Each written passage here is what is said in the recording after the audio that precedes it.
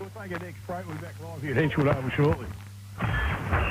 Live footy, local voice.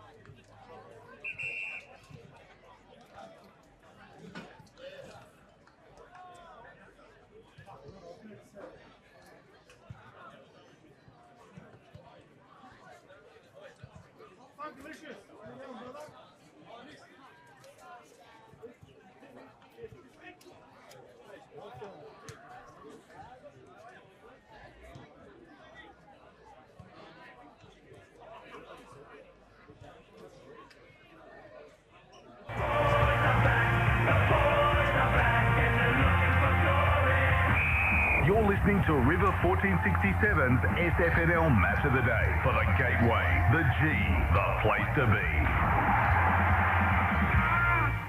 Welcome back live to Henshwood Oval, round 9, SFNL Match of the Day, all thanks to the Gateway between Irymple and Redcliffe. And joining me in commentary at the moment, until we break down against Pirate Pass, Milchew and Shay J. Carl Allen on the boundary line. I'm going to hand the microphone along to you guys. It should be a pretty good senior game of football, Phil. Yeah, absolutely. I think they've both sort of turned the form around a little bit, and even the losses they've had have been in close games. So I think both in winning form, both play a pretty good, exciting brand of footy that'll suit the nice weather today. So absolutely in for a cracker. Well, we're not far away, thanks, Phil.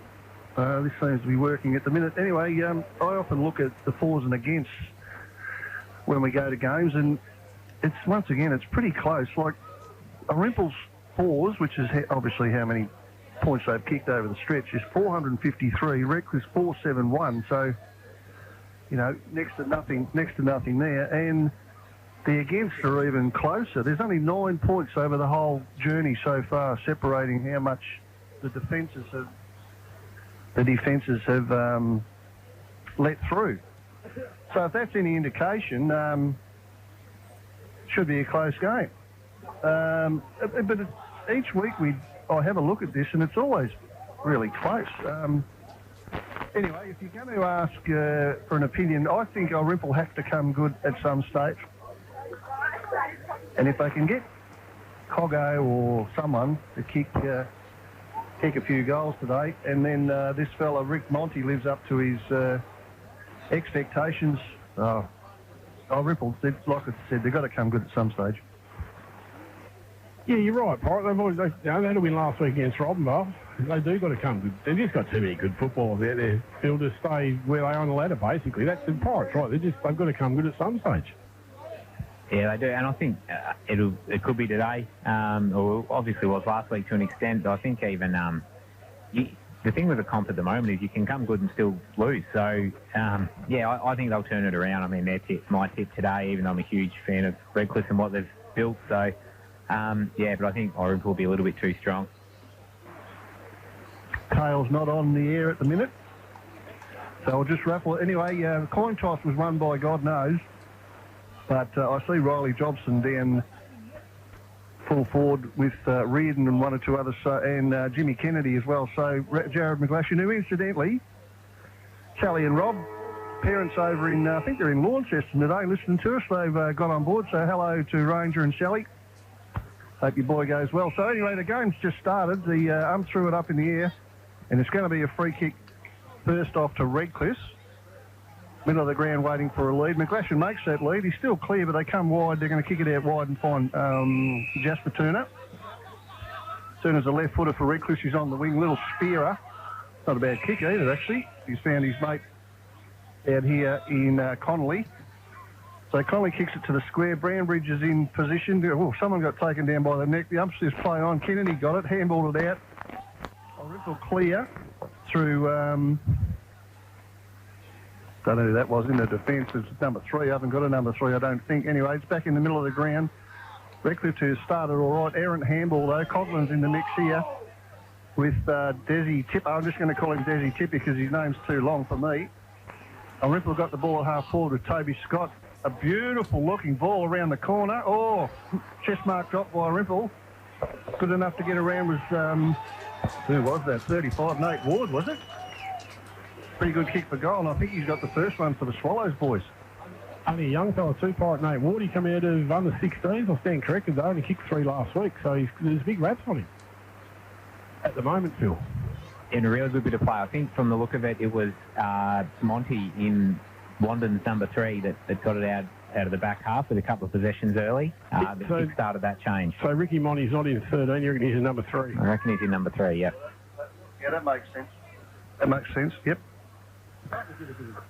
Oh, they have a bit of luck here, actually, at the moment, Pirate. Ball's back in the centre.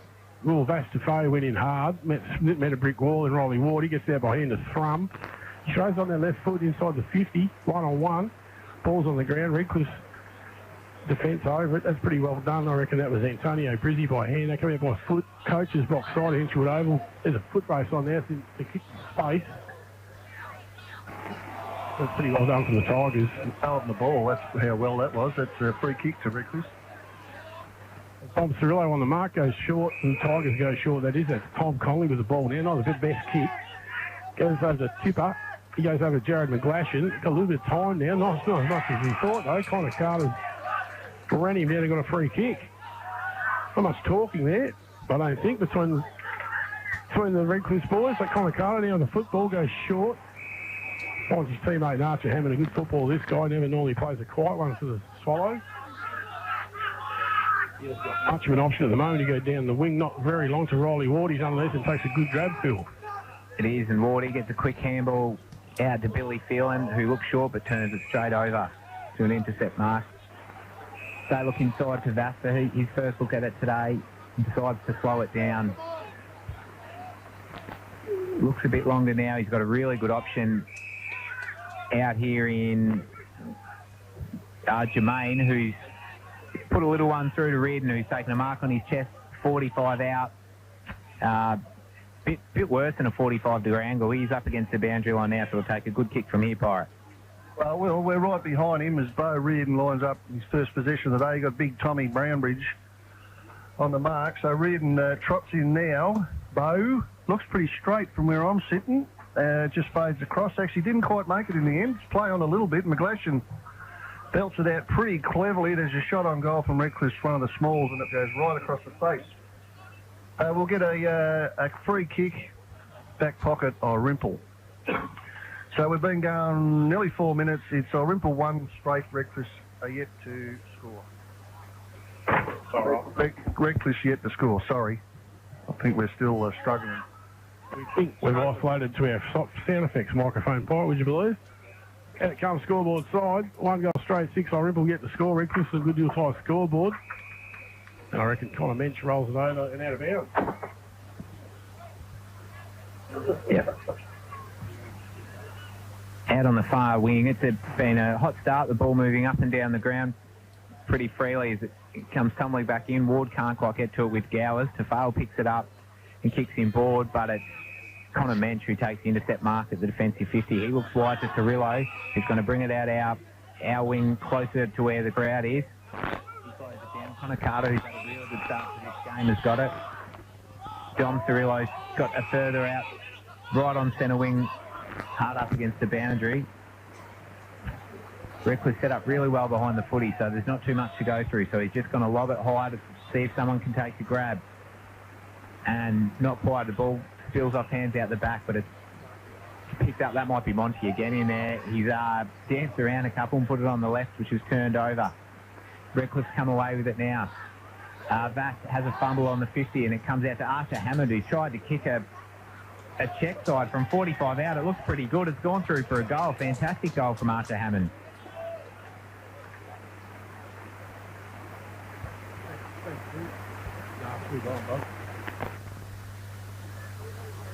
We are... You can hear me, can you? I'm not getting anything through my volume anyway. 2 goals straight, 12 Irymple, yet to score Redcliffe. 5.5, nearly 6 minutes gone the first term on a good deal tight scoreboard. Let's see if we've got Pari back. Good question, I don't know. Yeah, we have. We have. No, we haven't. Yeah, we haven't.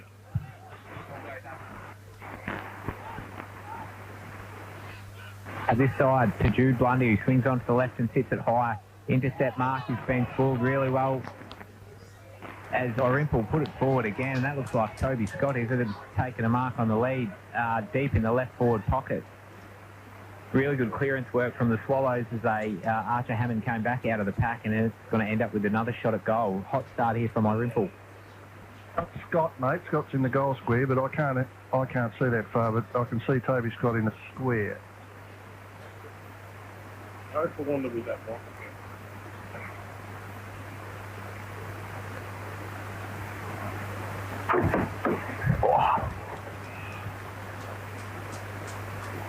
So 2 goals. 2 goals straight, 12. Alex, in fact, we've kicked another one. And all sorts of technical issues, and we are slowly getting on top of this. If everyone's got the Irix with us, we are working our absolute bumble. 3 goals straight, 18 Irymple. Redcliffe yet to score on a good deal high scoreboard. 7 minutes gone in the first term. See how you go, Pari.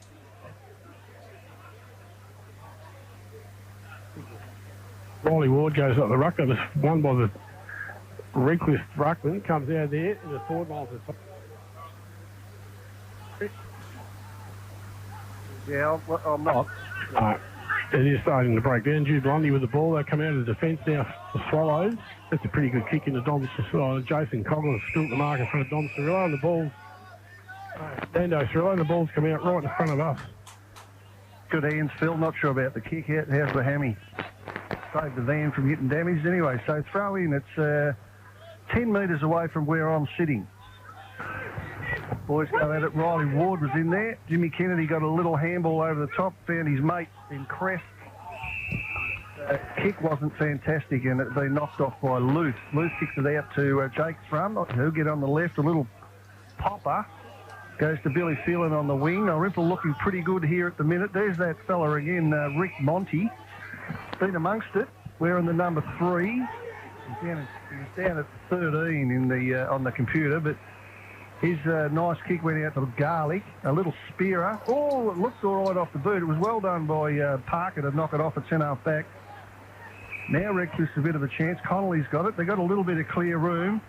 Tafeo Vass, who started well, gets a 50 after a mark against Cirillo that was pretty tiggy touch with, really, but this might put him, it will put him probably in range. And they need a goal, the Tigs. 3 straight Irymple. Redcliffe haven't got a score yet, so that's been known to kick many a goal. Good player, this bloke. Strong. These blokes are strong. Tafeo, boys. Tui Feo's taking his time. Been going nearly 10 minutes. He's going to kick from almost directly in front, and it'll be about 5 metres inside the 50 when it happens. He goes around a little bit to get some distance. It's not going to make it, unfortunately. Right on the line, it gets knocked back into play. They go to ground a little bit. High tackle be a Redcliffe free kick. No? Yes. Redcliffe free kick in the forward pocket. Cooper Germain. All right. So he's on a pretty reasonable angle, but you would think from there he'll kick this. He's only about 20 metres out, if that. A bit more than a 45, but... like to watch the player's reaction when he kicks it, so I'll keep an eye on that. Beautiful day for footy. He's a left footer, and I think he got it. So a well-needed goal to the Tigs. They go to 1 straight, and Irymple a 3 straight. That 50-metre penalty for Vass Tafeo. What was that actually for, Pirate? I didn't see. That was a pretty tiggy touch with, like you said. Oh, well, I don't know. I'm sorry. I've got no idea. Well, that's the best I could do, Damo. Tiggy touch with, because I don't know. Oh, you heard it. So you get the 3 goals straight, 18 Irymple. Redcliffe's 1 goal, 6 on the Good Deal Type scoreboard. Travelled 10.5 minutes into the first term. Ball's back in the centre. Reckon Ashton Gowers and Riley Ward going to go at it. Well, it wasn't Ashton Gowers at all. That's Jobbo. It's Jobbo this time, yeah, Riley. Over the top of it was Bailey Anderson. He got it out by hand. It's gone down there, but foot into the... Here comes Desi Tipperman Tamuri, is how you say it. So Tipper, Jimmy Kennedy's on over the top of it. Well, umpire says, give it here and I'm going to ball it up. Yep. So a ball up, 10.5 forward for the Swallows. Goes up, Jobson and Ward go at it again. A Redcliffe clearance, but it goes straight to Anderson, who gets a handball out. And Desi Chipperman Murray's got it and he's streaming through the middle of the ground. Looks long and puts it high. It's Jermaine and Mensch down there. Mensch does really well, picks it up, looks and pulls his kick late, finds Bailey Anderson in the middle. Decides to swing it out right wide to look what looks like Coughlin. He swings onto that familiar left, puts it deep, just overcooked it a little bit, and Pete Tafel takes the mark and kicks out wide and finds Jed Connolly on the half-back flank for Redcliffe. Connolly assesses his options and goes up the wing, but a really good intercept mark taken there by Dom Cirillo.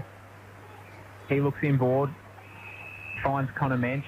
He goes wider again to Connor Carter, who swings into the forward 50. Big pass forms, the ball hits the deck. A great pick up by Monty again. Gives it to Coughlin. And a shot at goal from... Can you see that? Well, that might be Nate Wade again. Has had another shot, but this one sailed slightly wide for a behind. Probably should have given that back to your mate there, Monty, because he get the handball and he was running free through the middle. So, anyway, another shot on goal. The Tigers come out. Big long ball looking for Riley Jobson, who uses a bit of strength and gets a mark. Back flank for the big boy. Gun cricketer, this lad. Right footer goes down the line looking for McGlashan, who flies. Nearly took it on the second attempt. Garlic goes in. They're all fighting for it. The Tigers have got a quarterback out the back. Looks like Jack Parker. Couldn't pick it up, though, and it's gone over. Has it? It's gone over for a throw-in. So not a bad start to the game. 3-1-19 Irymple. Redcliffe's a 1 straight 6. We've been going for nearly 13 minutes. And a throw-in. Ward probably got it down somewhere near Thrum, who handballed it off to James Tulloch. Not Jimmy's best kick, and it's been knocked off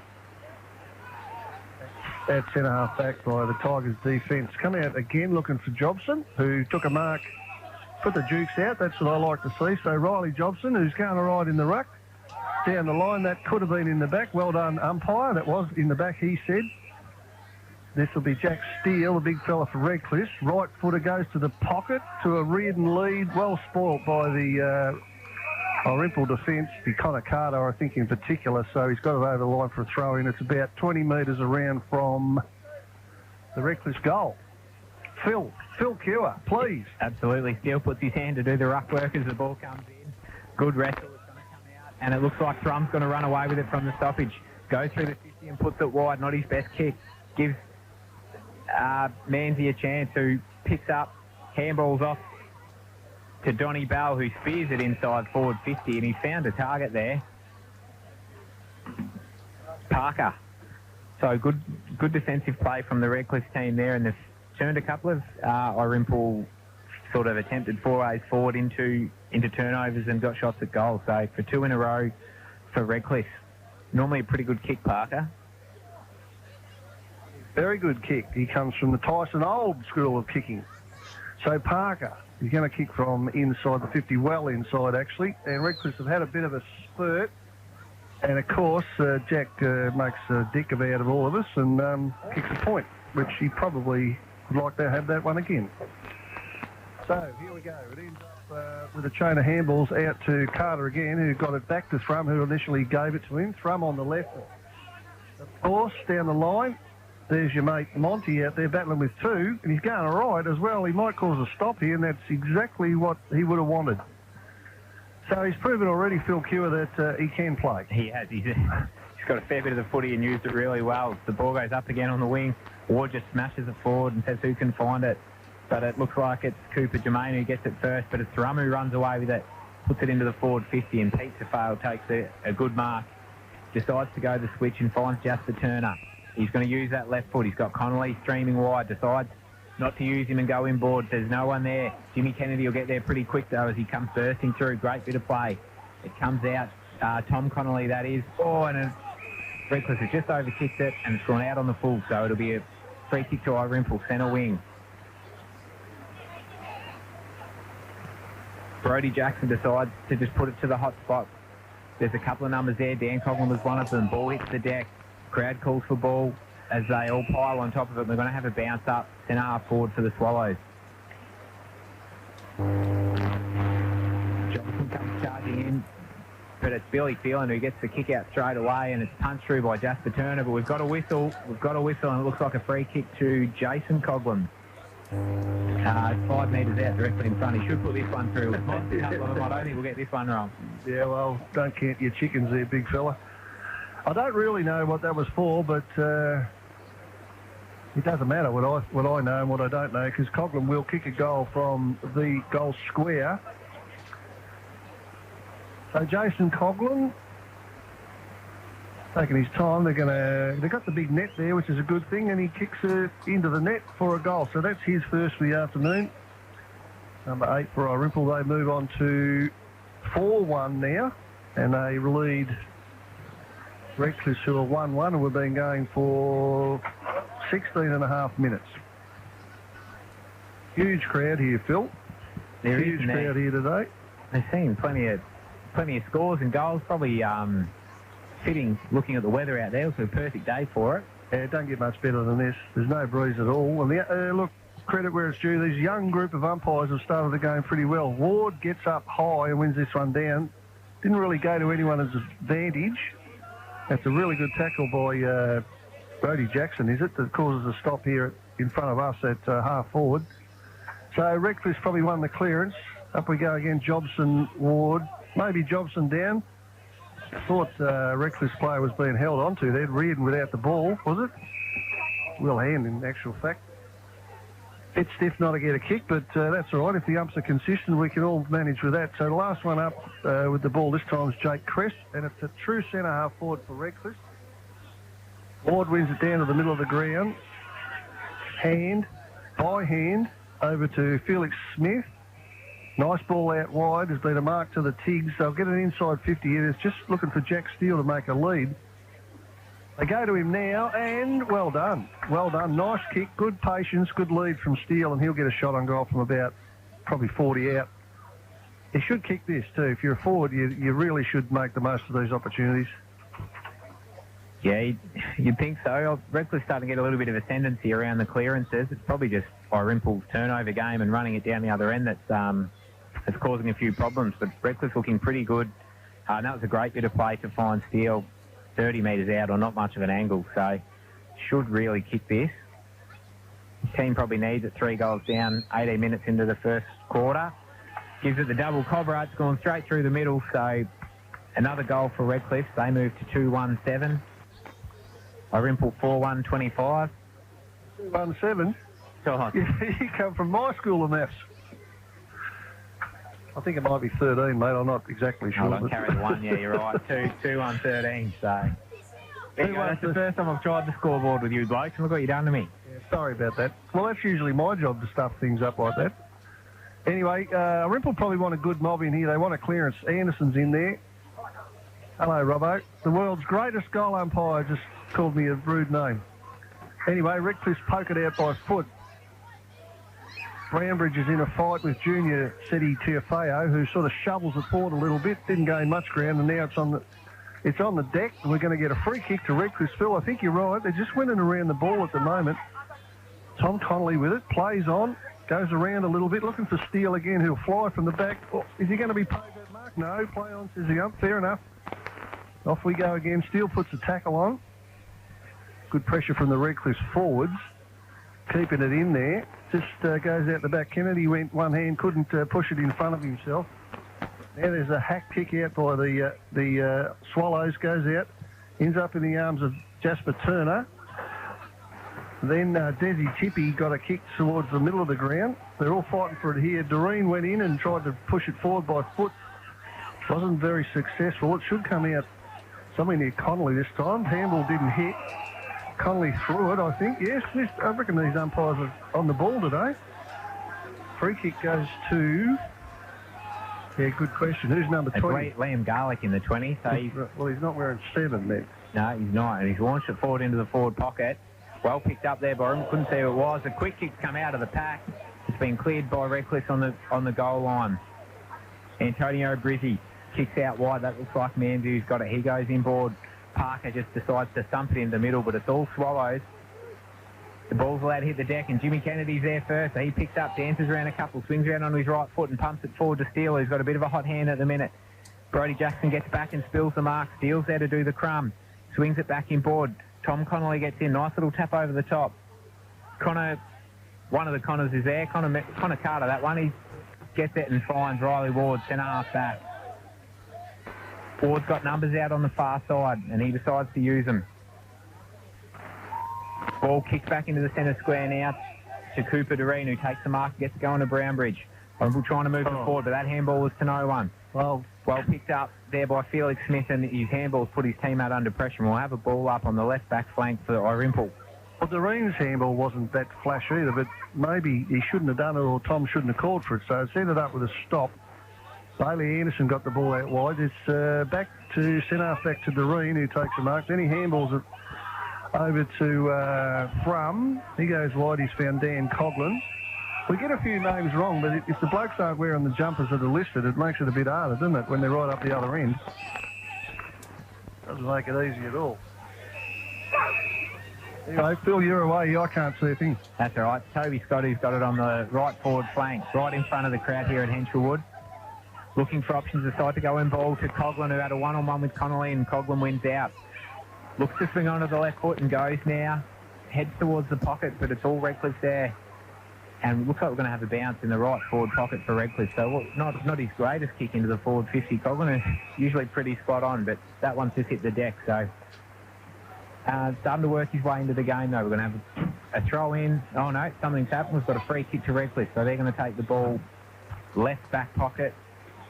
22 minutes into this first quarter. He just sits it up in a great mark by Jed Connolly. Decides to take his time and throw it down as the numbers flood towards that flank. So he decides to switch.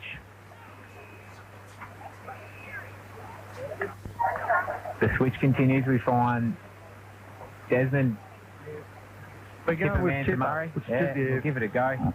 Decides to switch back the other side to Turner, who should get away on his left foot here. Swings back. He's got McGlashan charging down the wing. He decides to use him. A really overcooked kick, and Luke takes the mark on the wing. He decides to go inboard now. Jude Blundy takes the mark.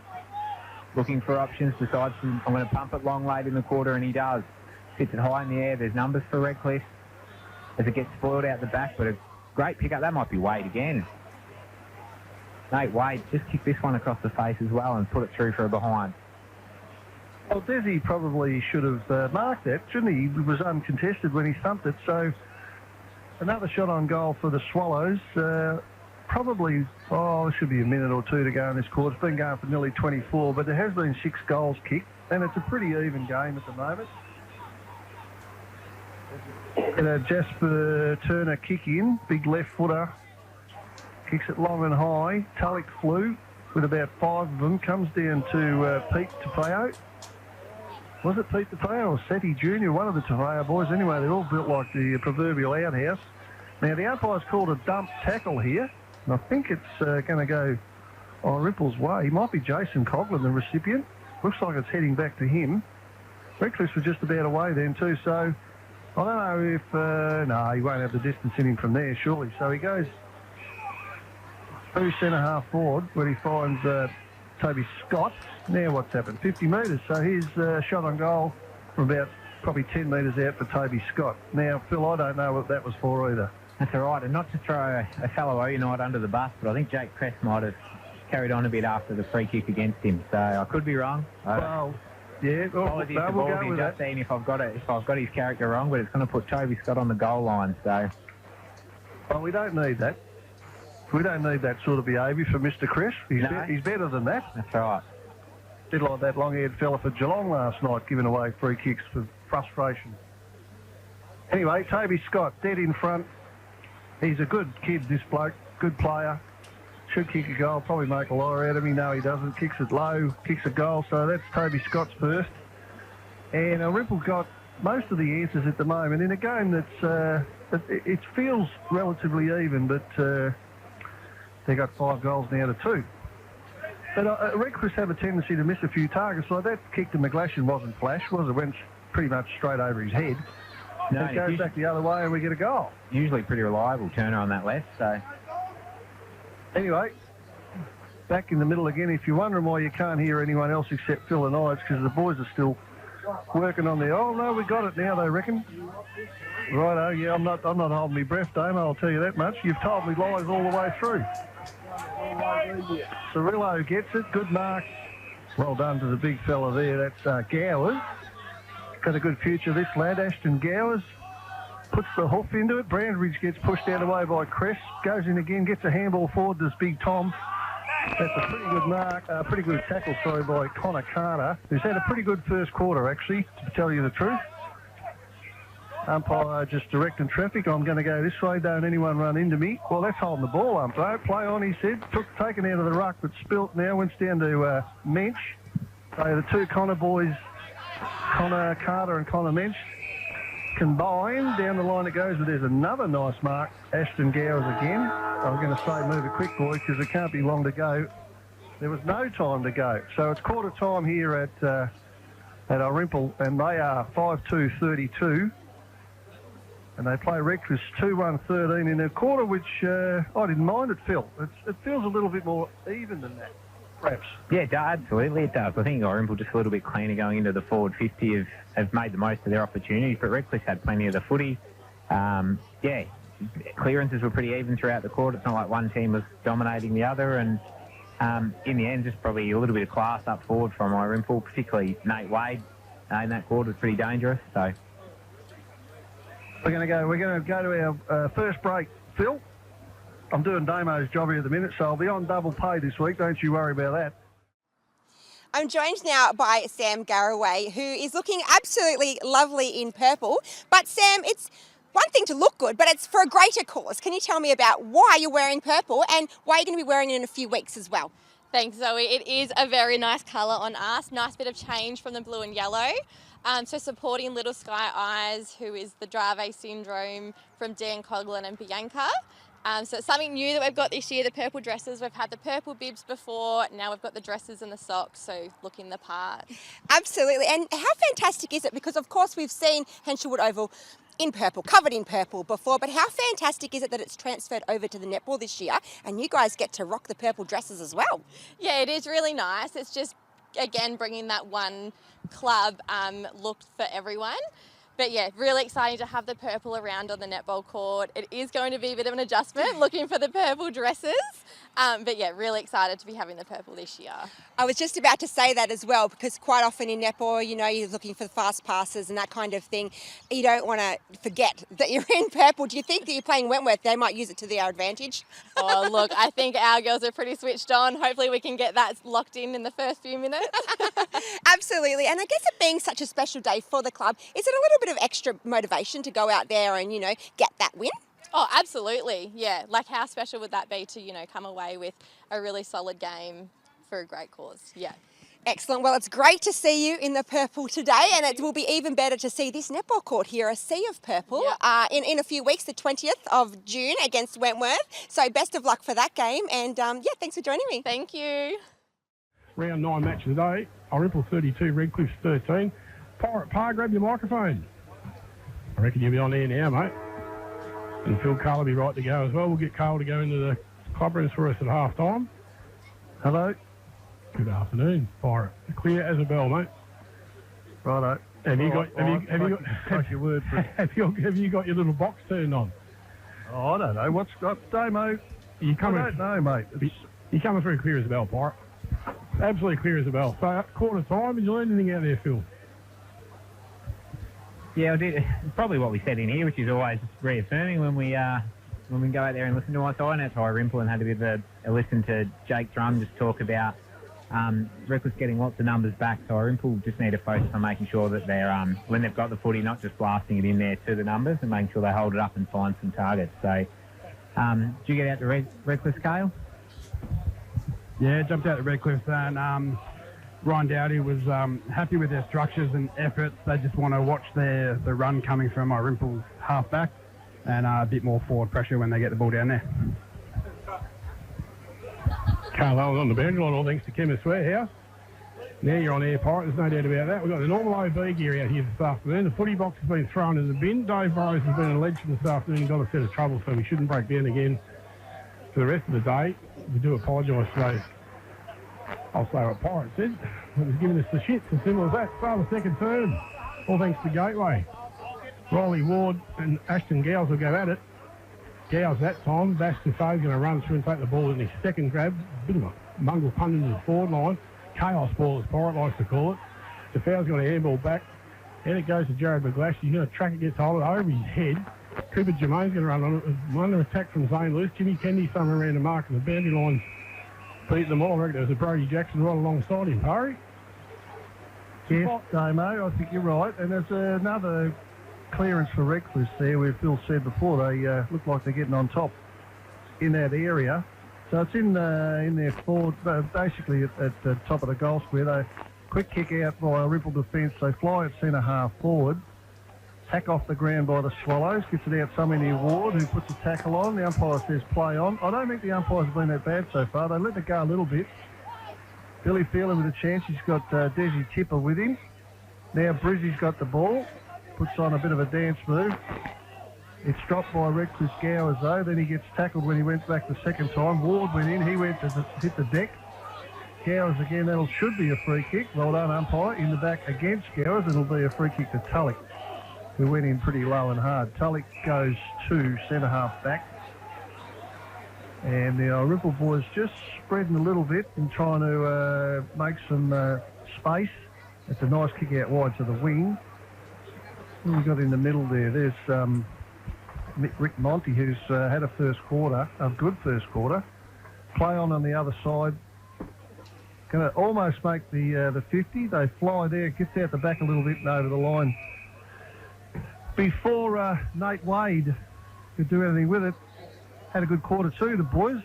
Nate Wade's got 2 in the first quarter, so he's going all right. Phil? Yeah, it's probably lucky it trickled out there, otherwise he might have been on for another one. So as it comes back in, Ward and Gowes have had a really good battle early. Tafao lands the tackle on Hammond. The ball's still in there. It's come out now. Kick just goes straight up and down in the same spot. It's grabbed by Pete Tafao, but he handballs out wide and a great tackle applied there in the pocket, but not rewarded. And we'll have a ball up. We'll have a throw up right forward pocket for the Swallows early in the second quarter. Good enough again. Gowes gets a really clear handball. Jake Crest right through the tackle, gets the handball. Pete to fail, can't quite get it, and he handballs. Oh, he soccers it through now. Great bit of play. Almost got a high tackle, but not paid. Ball's come out. Ward gets the handball. Hits the centre now. Big ball to be won. That side's in after it. Toby Scott's grabbed him. We're going to have another throw up. So really hotly contested early in this second quarter. So has been, Phil. 5-2-32. Irymple, Redcliffe 2-1-13. The good news off scoreboard. Ashton Gowes and Riley Ward go. Ward was the second grab to thrum. Left foot, obviously. Dan Collins takes a lovely, well-judged mark on a second grab in front of Antonio Brizzi. I'm not going to put the moz on him either here too, either. Porry, he should kick it though. Pretty good kick from Thrummy. There's only one bloke that could have marked that, and he's got it. So the champ, number 12, Dan Coughlin. He doesn't have a shot. He pokes it into the pocket, and there's a very free-looking... That'll be a Connor, would it? Yeah, have to be. Porry, mensch, you reckon? A rough guess. We'll wait till he turns. It's got to be one of them, doesn't it? No, it's Wade again. How can you leave him alone? Sort of kick too. Anyway, he's lined up from 3, and I am exactly behind him here. He's on a bit of an angle, a bit more than 45, and a distance will be no problem. I'd like to see a tall on the mark, because he's going to make the distance. So, having a good day is Nate Wade. Comes in and kicks a... out the full, is it? It's on right across, Porry. Having a real good day, he is, that boy. Right across. Yeah, boys, Nate Wade kicked 2 goals 5 last week in his debut, so it's probably an area of his game he needs to tidy up. So, true to form, you're saying, big fella. That's what I was about to say for it. Ball's back in, Porry. You go for it. Jack Parker with the ball. Well, he got a handball there, which wasn't too bad. Now, what's the umpire called here? Oh, I thought he handballed it. Young Harry. Well, so does Jack Parker. Well, all right. Young Harry called that, did he? So, yeah, Coughlin's on his own in the back of the square, Pirate. Maybe a trip to the optometrist wouldn't hurt young Harry, but anyway, it goes all right. There's Thrum flies that went out the back. Gowes, his kick went sideways because he was under pressure when he kicked it, but luckily for the Tigs that Felix Smith's got it. He's got Desi Tipper out here wide. Takes the mark. Looks like he likes to run, this Tipper, because his kick's not the flashiest one ever. A little lackadaisical for Tom Colony. Yeah. Looks really good when he's on the run. There's Desi Tipper, but that wasn't his best kick. So we're ball in right in front of us here. Wood's doing a lot of the ruck work for Irymple. Heads back towards the line. Well done on that occasion by Dom Cirillo to get it to the pocket. And there's Desi there again with a nice mark, back pocketish. Good grab. Switches play too, Pirate. Keep going, Dana. He does took a lovely grab then. Tipper Man Tamuri, I reckon is how you say it. I could be wrong. We'll call him Tipper though. He's going to go short at this side. Wasn't Tipper, it's Jack Parker in front of James Tulloch. 5-2-32. Irymple, Redcliffe 2-1-13 on the Goodyear High scoreboard. Felix Smith offers the lead. Parker plays on. Goes down the line, finds Bryce Manzi on his own in front of Nate Wade. Not much movement in front of the ball though. So Jared McGlashan now gets on his bike and offers the lead. Manzi ignores that, goes down the wing. That's a pretty good kick in the end. And finds Ashton Gowes. He'll go long. Not his greatest kick, Bo Reed and Don Cirillo with a big fist. Riley Ward clears that up. They move it forward and Pete Faye sits underneath and takes a chest mark. You hate to run into this guy at full speed. I'll give you the tip. Talking to him before the game. Oh, now it's a fat on that man. Goes short. Oh, Jared McGlashan. Been a little bit quiet early, Phil, maybe. Jared McGlashan, he's normally all around the place. Been moving around a bit. They probably haven't used him particularly well the times they've gone for him. As he finds Alex Bell out on the wing. Irymple set up really well, so just takes his time and boots it long. Straight up in the air, but it's all Irymple. And a mark taken by Keenan Wade. He decides to go to switch. Goes to Monty, who's big switch across the ground. Brody Jackson out there, he's got Thrum on a lead and decides to use him now. Started up in the air, but Thrum was good enough. Took the mark, right back flank. 2 kicks too late. Like the ask Parry, I agree with him. He decides to bring it out this side, back to Wade. Bit slower than the first quarter. Wade assesses his options. Decides to go back again. Boys starting to get the stats up now as Thrum gets it. Kicks across to Brownbridge. If things open up here, he decides to chance his arm as he kicks long down the flank. Keeping plenty of control, Irymple here. He sits this one up a little bit too high, but the bounce favours Irymple anyway. He's kicked it forward to Coughlin, Jason Coughlin. He takes the mark, right forward flank, kicks him board. And finds Bailey Anderson. He takes the mark. They've used it really well, Irymple. Can they finish it with the kick into the 50? It's that up, and Felix Smith goes back. Almost took a fantastic mark. Gathered on ground level, and we're going to have a bounce deep in the left forward pocket, but great control there by Irymple.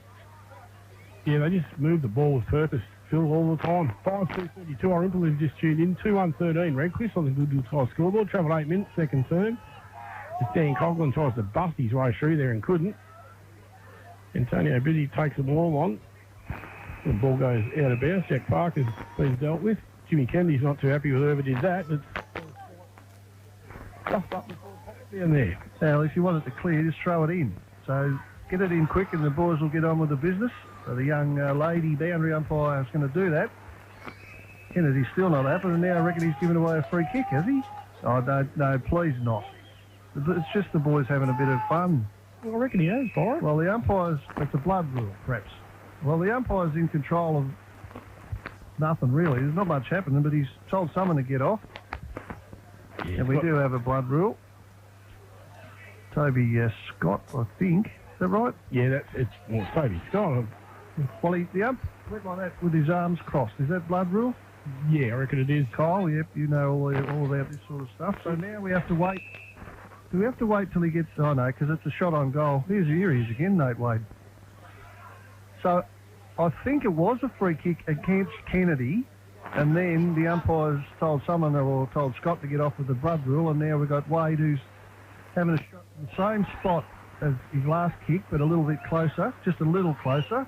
This one should be better, and it isn't. He had the arm up for a minute too, Byron. Well, he thought is he trying to trick the goal umpire, or it was online early and then it faded, went right across. Swung away badly in the end, didn't it? 5-3-33, Irymple, Redcliffe 2-1-13, the good just high scoreboard. There's a couple of Tafayas. Oh, that's a nice mark. One clunk. Peter, yeah, well done. Gee, I'm glad Vass wears a headband. Goes down to Desi. That's an excellent mark, Desi Tipper. Gives it across to Kennedy on the burst. His kick's not the best one he's ever done.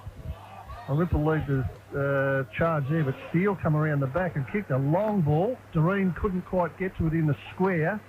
The 2-on-2 contest out there. Irymple do best, and that's not a bad kick.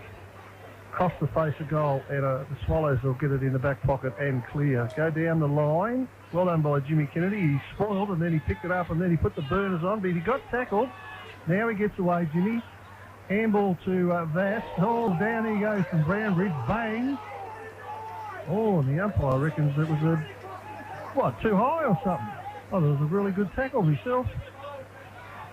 Anyone can get this bloke there with one hit, one goes, done all right. Anyway, it's a free kick to Vass Tuifeo, centre-half forward. He got up a little ginger too. He's going to go sideways. And he's going to find his mate Felix Smith. So he's coming off now, so it must have hurt. Felix Smith's probably no closer to goal. He gets told to play on there. A spearer, top of the square almost. Irymple are good enough to get it out. Here's your man Monty, got the ball. Comes through the middle of the ground. But it looks like it's all reckless. Turner, nice pick up. He wants his left foot, and he got it in the end, kicked it into the middle. Not a bad kick either. So the Tigers have got it right in the centre of the ground. Oh, there's poor old McGlashan, the fair dinkum. He leaves up all day, doesn't he? And they just miss him almost every time. So Ranger, he's having a go, mate. You over there in Tassie, but they can't kick it to him. He get a little bit dejected after a while, I think. Come back the other way to Irymple. Bailey Anderson kicks it into the middle of the ground to James Tulloch. This game's sort of going really nowhere at the minute, isn't it? Very much played on Irymple's terms. They're looking to hold the footy, and they're doing it really well at this point. As he comes out to Connor Carter. Carter's got Cirillo just in front of us here on the left forward flank, who takes the mark. He goes back, but Redcliffe do have good numbers back. Goes over the top to Brodie Jackson, who just saw the chaos ball in. Nice little tap on by Desi. As it's cleared out by Redcliffe. They just hit it high and wide, and a good punch over the line by Connor Carter. sees it over for a throw-in. 5-3-33, Phil Irymple, Redcliffe 2-1-13, the good deal tie scoreboard. 12 minutes gone second term. It's Pirates sort of going nowhere at the moment, this game. Irymple just seemed to want to control the footy. I was about to throw it back in, just about in front of us.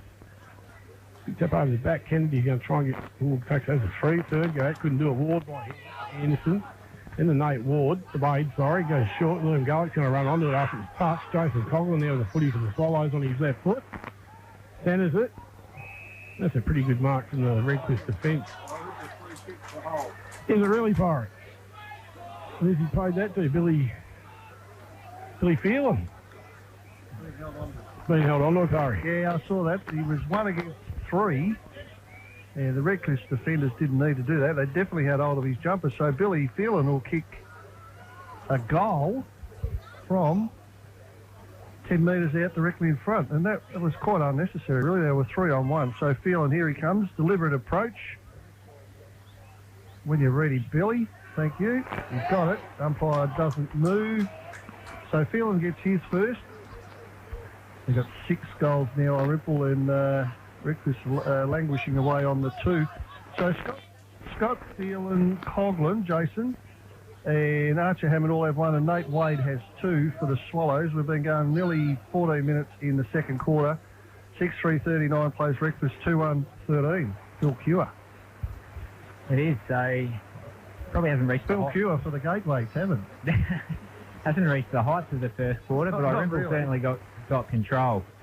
So let's see whether Redcliffe can fire a few shots late in this second, or halfway through the second quarter. It's like it's going at about 65%, isn't it? All over the place. To see the pressure rating's probably not super high. What do you reckon, Kale? Are you going to join us, or what? Are you just having a good fun out there in the sun? I haven't got a microphone, but just an update on Vastafeo. He's come to the bench. It's his left shoulder. It was strapped before the big hit there from Tommy Brownbridge a few minutes ago. They've ripped the strapping off. He's waving his arms around, trying to get some mobility into it. I reckon they'll strap him up and chuck him back in. Thanks, Kale. I would too, actually. So Tafeo on the bench trying to get back on. Now we've got a play in the forward pocket for Redcliffe. Redcliffe, right up the, what do we call that? The Redcliffe ends, Redcliffe Township end. So when we come, throw in. The big fella in steel whacked it about 30 metres closer to goal, and we'll have another ball up, but this time it's right next to the behind post. So, I don't know about you blokes, it's competitive, but hasn't reached any real great heights at the minute. So, in we go. This time Steele gets going to get pinged here for a push, I think. Not a lot of arguing going on, so he just throws the ball back and says, OK, let's get on with the business. So, Irymple will get it out of the back pocket. Ward will fly. Well, he sort of almost took a chest mark in the end, really. Now we get another whistle on play. It's going to be a free kick to, well, he initially called Irymple, or Redcliffe. Anyways, he's gone back the other way. This Connor Carter, who's not the worst player on the ground either.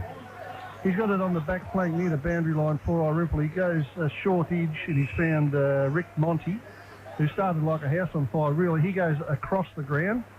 Not a bad kick either. Irymple get it forward. Oh, that's a really good mark. That's Setu Junior, Tuifea. The 3 boys out there today, tell you what, you don't want to run into any of that lot. McGlashan gets rewarded eventually. Gets a kick on the wing, and that's not a bad kick either. He kicks it inside, finds Bryce Manzi in the centre square. So Manzi has a bit of a scan around the place. Steele's got at least 2 on him. Here comes Doreen to the contest. That's an excellent mark. Well done by Cooper Doreen to challenge, but is that another? That's Setu again, isn't it? I think it is Setu Tafeo. Is he wearing number 45? Well, if it's 45, that's who it is, Damo. I reckon he's ran down and taken that mark.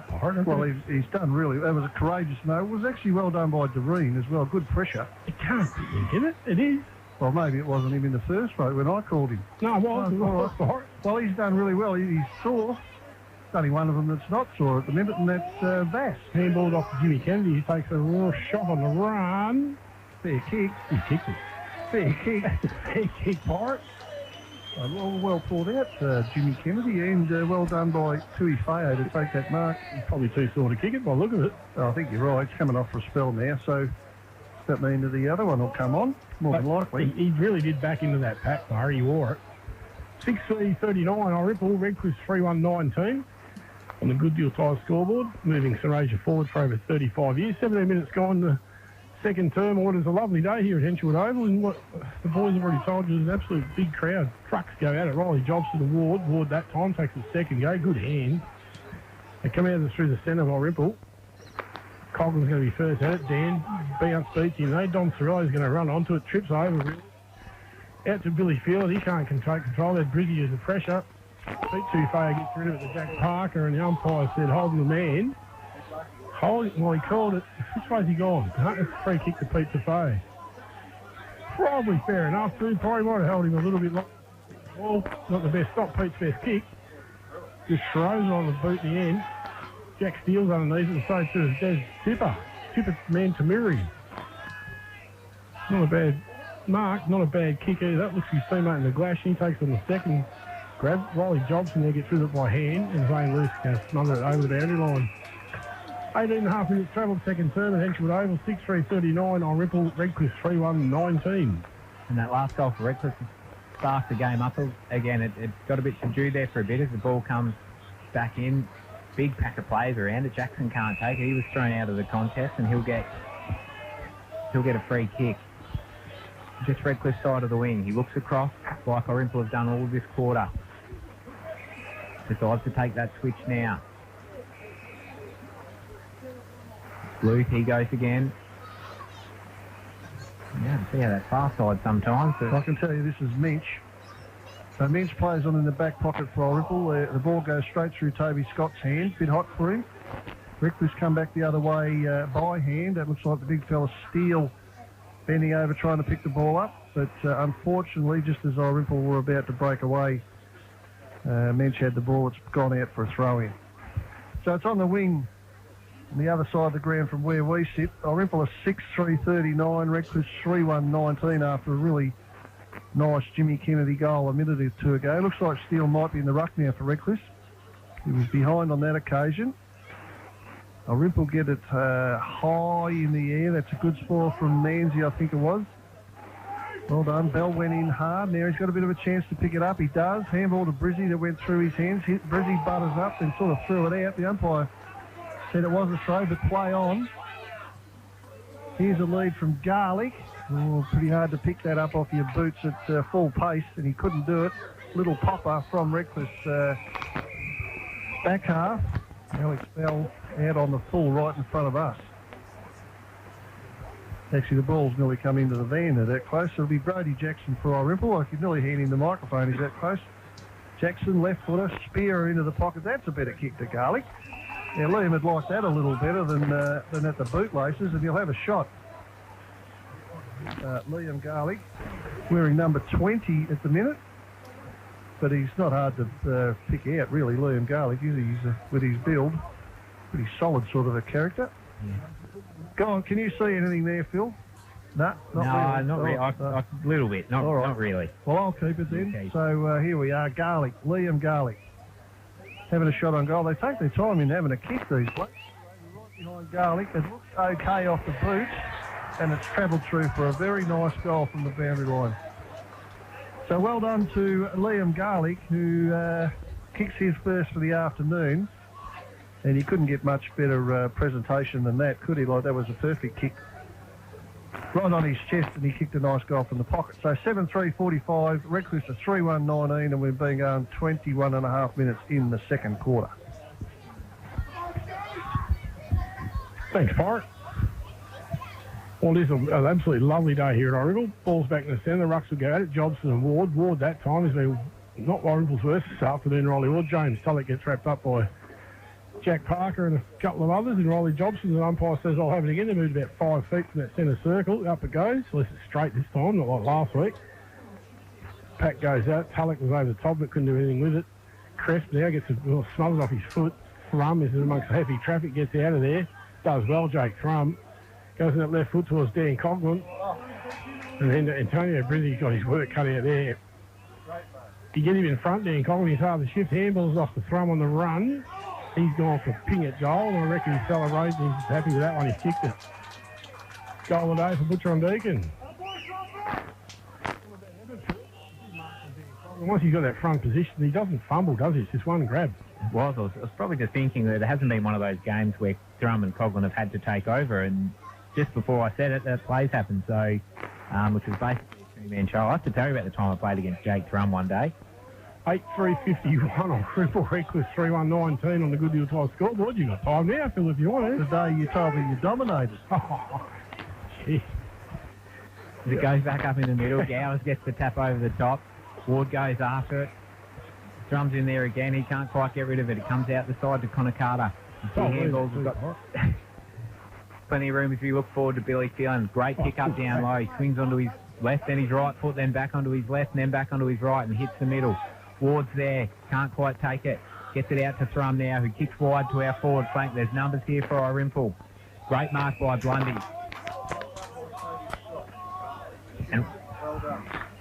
And Blundy likes his chances from here. He'd be kicking from outside of 50. He was. He kept Bryce Mansley away from him, Parrot. Yeah, no, well done. He won't get a stat for that, Scott, but he did very well. So I was just talking to this bloke's dad before the game. He said, keep an eye on 36. He's a jet. And I said, you don't have to tell me, mate. Yeah, no. This bloke can play. Played a couple of good games this year, Parrot. I think he's a Pioneers boy too. So he's having a shot. He's going to kick from just outside the 50. But he's a good kid. Hooks around a little bit. They try to do that with a bit of extra distance. Right on the second end of the siren for the second end of the second quarter. Blah, blah, blah, blah. I'll get that out in a minute. So, what do we end up with? Irymple 8-3. That didn't make a score, I don't think. 8. Geez, they get it off quick. 51-9. 51-9. What happened? Blokes 8-3-51. talking a bit of crap, but they take it straight. Oh, there we are. 8-3-51, 3-1-19. Them cartoons and ads they put on. We'll be back here at Henchwood Oval shortly. I'm joined now by Dan Coghlan, and Dan, in a few weeks, this place is going to be turned completely purple, and it's in honour of your special family and other special families around Australia as well. Can you tell us a little bit about why you're wearing purple today?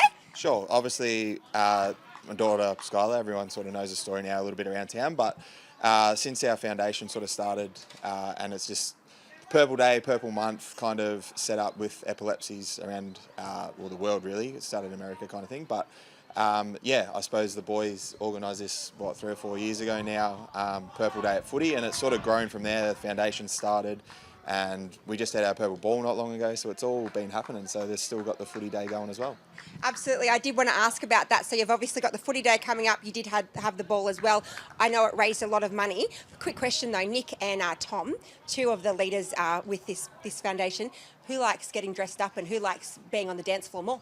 It's a great question. I reckon Tom would probably spend the least time in the mirror with that head, maybe. Nah. Nick obviously probably will spend a little bit more time in the mirror. Loves getting dressed up, I reckon. So I'll go with Nick on that one, but it's tight. It's close. It's close. It is. Absolutely. So I know people obviously support the day and the ball and that kind of thing. Where does their money go? It goes, so at the moment, it's only in Australia, so Australian families with epilepsies or rare form of epilepsies, I should say. At the moment, there's been a few different things we've done, which is amazing. The bed, safety surround bed, just to give we got one for ourselves, and it's just a simple but amazing thing how much you can sleep at peace when you don't have to co-sleep and stuff like that. You got monitors that monitor heart rate and oxygen. So we've done maybe three of them, four of them as well. There's that. There's been some just financial stuff to say with car modifications. And there's been a few other things as well, but obviously the ball just happened again, so I had a little bit more money come in to then reload for the next year and hopefully get a few more families involved as well, which has been awesome. Absolutely. So how did the whole concept evolve kind of thing? We know that it evolved from just a bit of purple tape and some socks from Revel, but how did it evolve from, why did you get the idea? Like, what support was needed that you guys didn't have? Yeah, well, some things are just hard. Obviously, we're pretty lucky in Australia, really, with things like the NDIS and that. But obviously, that's getting a lot harder, and there's a long process with that. And then the first year that we did do it, all that funds we raised went to a foundation like Epilepsy Foundation, but most of it stays overseas. It was really hard to even get a grant, or it's only like a one-time in this, like in Australia sort of thing. So it was more about supporting local and Australian families, which, you know, it is hard. We don't obviously talk a lot about it. Like Bianca's done pretty well. I don't talk a lot about it, but it does put a lot of stress on every other aspect, I should say, of your life. Like just the basic things of being able to work full time and stuff like that. It's a battle. And, you know, it's just stress on relationships, stress on family members in and around you as well, I suppose. Like a lot of reliance comes on just help in general ways. So it sort of formed from that. Just, you know, weren't able to, obviously, all the funds that we sent over there that first year, which was amazing, we obviously weren't able to get a lot back from that. So we sort of just thought, why not? There's not a lot around. It's getting harder to get things, or it takes a long time. So hopefully we can either make it simpler for families that just need stuff a little bit quicker, or that just financial support or whatever it is, like the beds or SAMI cameras, stuff like that, so kids can sleep at peace and give you some rest as well. Yeah, we all know how important rest is. Just lastly, I guess you've given so much to the club over the years, but the club is really giving back to you and your family in this. You must be incredibly grateful to them and also to Nick and Tom for what they do. Absolutely. It's one thing that constantly I'm like, how can I give more, especially Nick and Tom. Obviously the club's been fantastic as well, like the support from everyone. They don't get to obviously see her a lot, unfortunately, like it's hard to bring her down and get involved, but just always there. And anything that I need help with, that someone's always there to help. But especially for Nick and Tom, it's one thing I'll struggle with, just the support they've given me and able to give back to them in some way. I actually will struggle with that for a long time, but I'm sure I'll find my opportunity down the track at some stage. I think you need to get out there and kick more goals. Yeah, well. That can keep him happy. That might keep him happy, yeah, that's all right. Excellent. Well, best of luck for the day. I hope you raise so much money and are able to help so many other families just like yours, and thanks very much. Thank you very much. Thanks for coming down. That's a far back, man. Maybe a touch of stretch there. Our league's not as strong as a lot of others. It isn't, but they would have been taking some beating in any company, I reckon, at their peak. Well, Mark Cross gets a lot of credit, and so he should, but they had leaders there that you'd follow anywhere. I remember Brett Pickering. I always called him the Pied Piper because he just led the troops, and wherever he went, the boys followed. And he got Greg Dax belted him. Well, there's no other way of saying it. No, really. he did, yeah. I was playing for Romvale myself, and Daxie got him a ripper, and it really changed everything. In Romvale, we ended up winning that game, but to take Pico out of the game, and it pretty early, that was. What are we talking about in sport? Oh, we're just talking about in sport. We're trying to pad time, actually, Park, because I'd already used that. We aren't doing too bad at that. Well, let's ask the boys what happened in the rooms. We'll go, Kale. What do you reckon? Yeah, I jumped in Redcliffe's rooms. It was actually Jack Steele and McGlashan that took most of the talking in there. Much of the same as the first quarter message at quarter time there. They just want their half forwards to be a bit more accountable and control Irymple's spread in the back half, because we've seen a few times them that go pretty much end to end and have a shot on goal there. So they want to slow them down and try and stop them playing that possession game that Irymple are executing pretty well so far.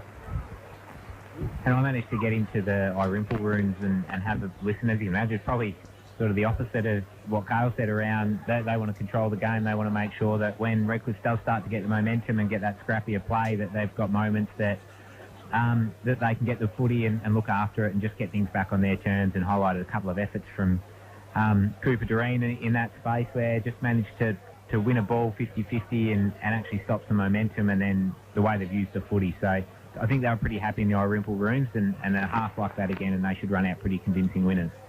And I'll also add Redcliffe rooms with some very sore boys in there. The trainer's working overtime on the massage table. Asked how his shoulder was, and he said it was fine. I'd actually expect him to tell me otherwise if it wasn't. So all clear on the injury front from the Redcliffe room. Yeah, no, that's the fair one, to tell you the truth. He'll be hanging off by a sinew in his yard, just a flesh wound. They're tough boys, there's no doubt about that. Well, thanks to Callahan. Physiotherapy, yep. Yeah, all that for one of our very good sponsors is Callahan Physiotherapy. From off the bat, Park. right off the bat, day one they were on board. Yes, they were. So he'll be having a nice day today too, I suppose, would he? He was out in the team last week. Was he named today, Simon? Last time he broadcast, he played a good game. I mean, you don't have to be in the team to be having a good day. He might be having a few froths. He probably would be having a better day. He's probably having a better day in the hill.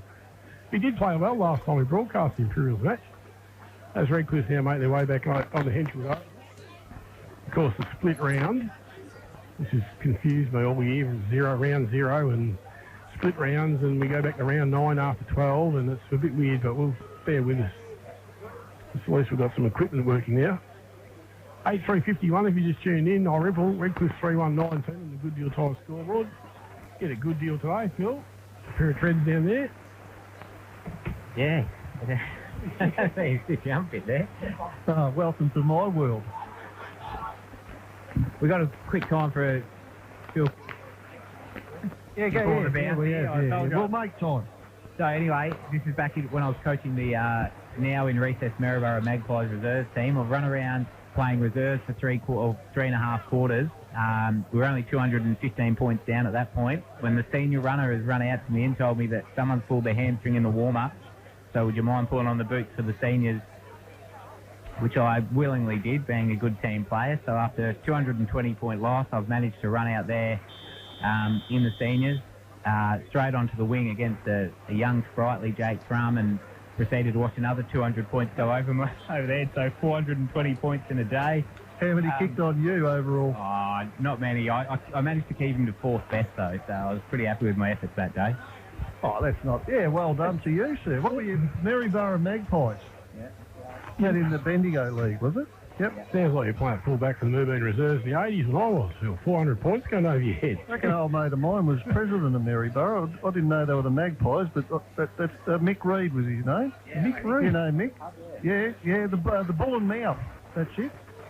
Small there you go. It's a small world, isn't it? So I don't know if Mick will be listening, but there you go. The Bull and Mouth Hotel. Call in there if you're ever in Maryborough. When you leave the gateway, just rip down to the Bull and Mouth. Have you spoken to Pinchy? No, not since I said I don't trust a bloke with no eyebrows. Well, I think he's gone off me a bit. Good afternoon to Ben and Nicole then. You're out of the loop, Pinchy. So the second half, 8-3-51, Irymple, Redcliffe 3-1-19. Ward and Jobson. Jobson that time probably. Jack Parker now the footy tied up by Riley Ward. The umpire says, give me back and look at that again. How many times has that happened this afternoon from bounce? Little throw up. Line ball. Ward now takes a second crab at it. Probably could have dropped it. Jack Parker's got him under all sorts of pressure. The young fella says, no, I'll have it again. All thanks to the gateway with G. Only place to be if you're not at the football. Jobson, to no one in particular. Big pack of foot players around the ball. Monty wraps up the Redcliffe spy, and the umpire says we'll go right back to the centre circle and do it all again, fellas. 42 seconds, 3 ball ups. Ward that time, maybe. Parker, he was wrapped up pretty quick from Bailey Anderson. Jimmy Kennedy comes out with the footy this time with the loud wheels on.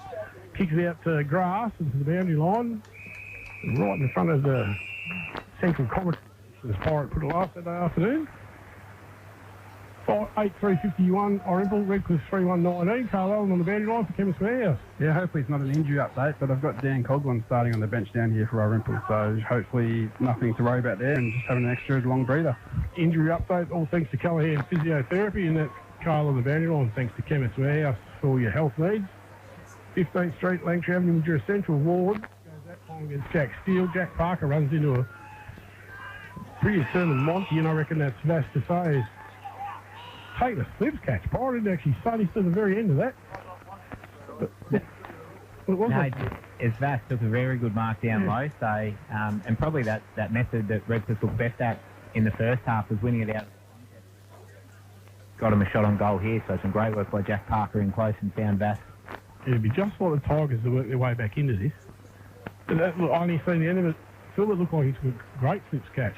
On a tough angle though, he's going to run around, open it up a little bit. I reckon he took that to the left for a minor score. That moves Redcliffe to 3-2-20. Irymple 8-3-51 on the Good Deal Tyre scoreboard. 2 a bit minutes in the third term. 31 points of difference. Irymple leads. As Keenan Wade does the kicking in, usually a floater. No one grabbed that. Target goes, Jimmy Kennedy's going to come out of the pack with it. Left-hand handball to Parker. Little check side towards Jed Connolly. Choose Lundy in amongst it as well. Crest now on his right foot. And Bo Reardon, unopposed, going to take the mark right on the boundary line.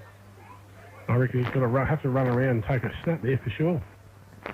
Yeah, he's in a pretty good position here. He's sort of close to the goal line, but managed to work his way around a little bit. If he's clever enough here, should be able to open up the angle. Runs around now. No one really manning that for Irymple, and he's put it through. So a great start from Bo Reardon. So he needs it. Yeah, no one really manned the mark, did they? There's normally a row of 3 or 4 of them on that angle, but anyway, he's put it through for the Tigers. Desperately needed. 1-8-3-51. Irymple, Redcliffe 4-2-26 on the Good Deal Tie scoreboard. 3 and a bit minutes gone, the third term. Parry. Yes, Dana. You there, son? Yeah, I'm here. That was, actually, I think it was Will Hand that got it in there, Dana. I didn't want to correct you. No. But they look all the same. The hand's gone into the middle. It was him that got it down. A good mark to Reardon, and then the snap. He's prone to doing that a bit, snapping the goal. So back in the middle we go. Ruck contests of no real significance. Kennedy's playing well. He got it out to Parker, who kicks it really wide out to Connolly, who marks it near the boundary on the wing. So another clearance. Phil Cure was all over that. They've sort of been on top in the clearances. Geez, that's a strong mark to Jack. A very strong mark, which will result in him having a shot on goal from probably right on the 50, but that was a very good contested mark. Back, didn't he? Well, nearly mark of the day for mine. They have to be. We got one of them? No, not yet. That's mark of the day's all for... Well, we'll go... We'll do a gaff hire. That'll do. We'll do a gaff hire, mark of the day. For all your temporary fencing needs, give the guys a call at gaff hire. That was a great grab. Archie's back, one clunk on the run. What's he kick like, though, Pirate? Put the miles on him. Well, he's having a go at it now, Damo. He's got a heavy number on his back. I like to watch their reactions, and he doesn't react. Was that McGlashan flew in the square? Yep. Geez, it went nearly on the punch through from behind. 8. I'll give it a second before I yell out the scores. Yeah. I don't know what they are. 8-3-51. That's Irymple and Redcliffe 4-3-27. So Hammond gets the ball in the middle of the ground. He handballs it out to Bailey Anderson, who kicks it forward looking for Garlick, who couldn't control it, and it went over the line for a throw-in down at the Redcliffe Township end, or heading that direction anyway. So this quarter started off with Redcliffe have got 1 goal, 2 already, and Irymple yet to score. We've been going for a bit over 5 minutes. Here's Hammond, who's lifted a little bit. Shoots the ball out backwards to Thrum, who hooks around on that trusty left foot. Toby Scott couldn't take the mark. It's in Irymple's forward pocket. Coughlin gets pushed over and dumped unceremoniously. That's Jason. And he's been pinged for holding the ball, I think. Crikey. Anyway, that was a bit hot. Comes out the other side to Cooper Germain, who's got it in the goal square. So across the goal, he'll go back to whence it came. A bit of a wobbler, a bit of a shocker, actually. Scott, I think it was, marked it, and then he kicked it to Thrum. And Jakey Thrum, now, you would not bet against this bloke kicking this goal, would you, Phil? No, you wouldn't, but we haven't been fantastic so far today, so, but no, he's got a trusty left foot, Phil. He does, and he's only 30 metres out, slight angle. You noticed that drive by a second ago, did you? I did. He will too now. He's a lovely kick of the footy normally. Oh. He squeezed that through, he did too. He squeezed it through. Let's take, sorry. No, that's all right, that's his second. Takes him to 8-3-57, doesn't it? They've taken it now for the Stonehouse Mildura ad. 9-3-57.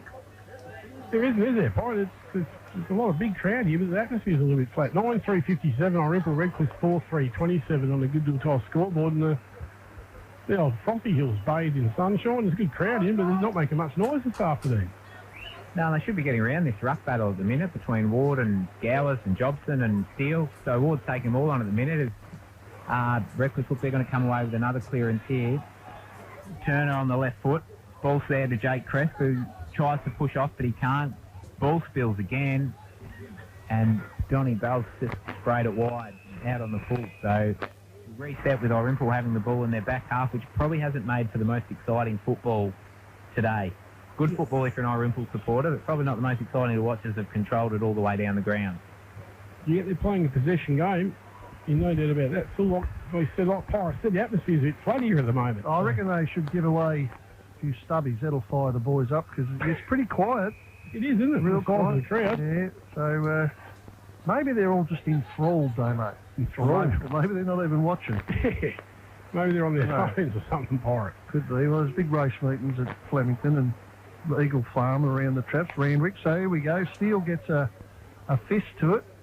Reckless get it inside 50. Cirillo versus Tufeo. There was no winner there. The ball went to ground and Crest puts a nice tackle on to cause a stop. What's that, about 30 metres out from goal? Yep. So up they go. Tufeo got the ball. Bass this time hooked it around, not far enough, and I think it's out on the full.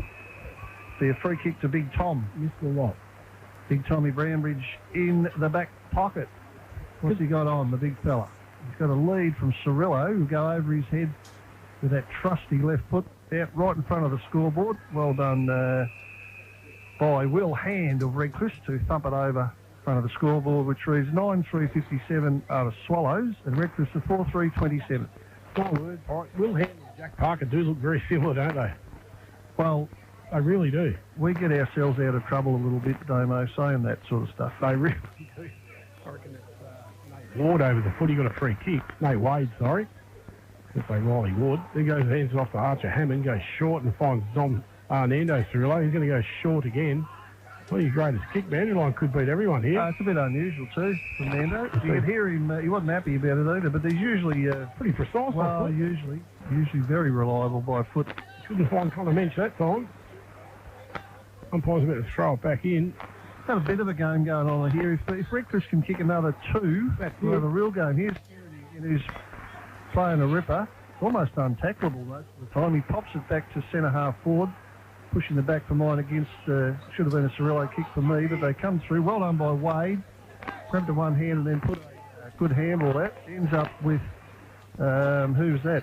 That's Monty for Irymple. Stop by Tipper. though. Well, went through the... Well, it got stopped by Tippity. That's in the back, surely. Well done, umpire.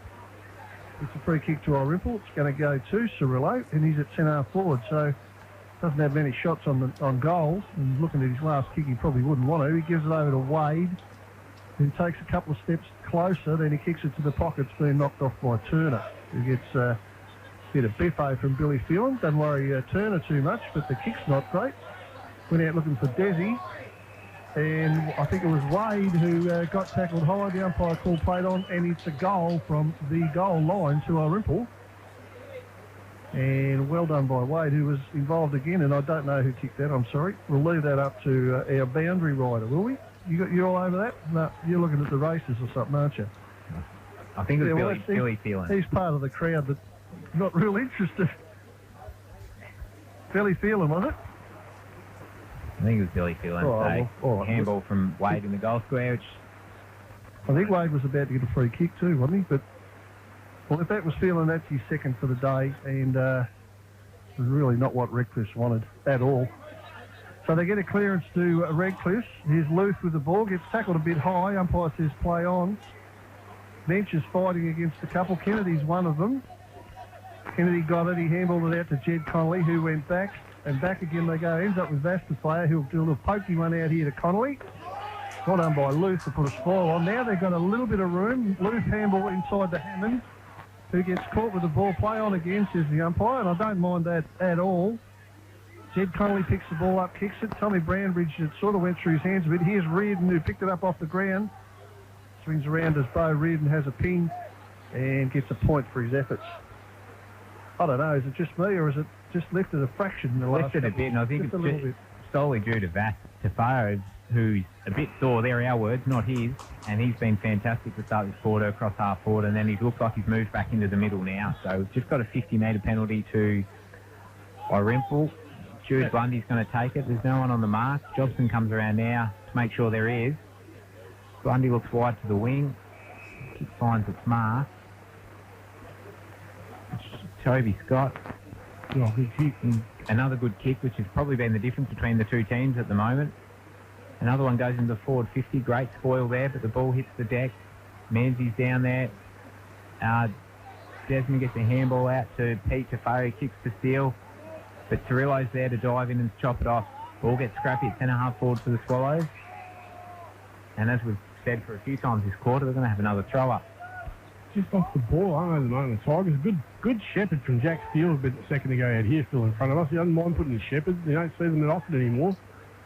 Out comes Redcliffe by hand. Over the top. Well done from Brizzy. Going to work their way out here to Jake Crest. Takes a nice chest mark in front of Nando Cirillo. Centre wing, Henchwood Oval in the bright sunshine. 10-3-63. Irymple, Redcliffe 4-4-28 in the Goodwill Tile scoreboard. He'll go long.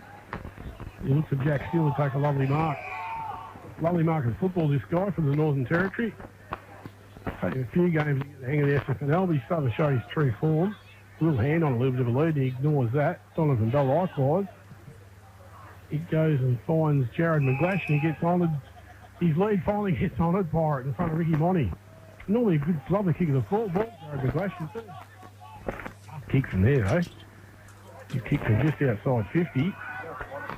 No, he doesn't want to kick it, Pirate. You're right. He's going to run around and just throw it on the boot near the top of the square. Roundabout-ish, not really. Pat goes at it, ball's on the ground. Comes out to Felix Smith. Irymple take a chest mark. Comes out to James Tulloch. They got numbers now. Crest on the mark. Tulloch almost give a handball off to Connor Carter and decided against it. Switches play. Keenan Wade there with the footy. It is. He hands it off. They work their way in defence pretty nice. That's a mark or a pick up to Riley Ward, whatever it was. He done it well. Jackson. They're doing it on the bit. Garlic now with the footy. Not much pressure on them at the moment, Pirate. No, there's not as the ball goes to 10.5 forward, but it's all Redcliffe here. Turner gets it to Vassy. Kicks it out to a one-on-one between Tulloch and McGlashan. McGlashan just gets it Redcliffe's way. He's got support there and he uses it now. Felix Smith goes back to McGlashan, who just chucks it on the left and finds his target, which is Jake Crest, who takes Mark Redcliffe's side of the wing. What's going on with Coughlin, Cale? Can you suss that out? I don't think he's out there yet, is he? He did come on.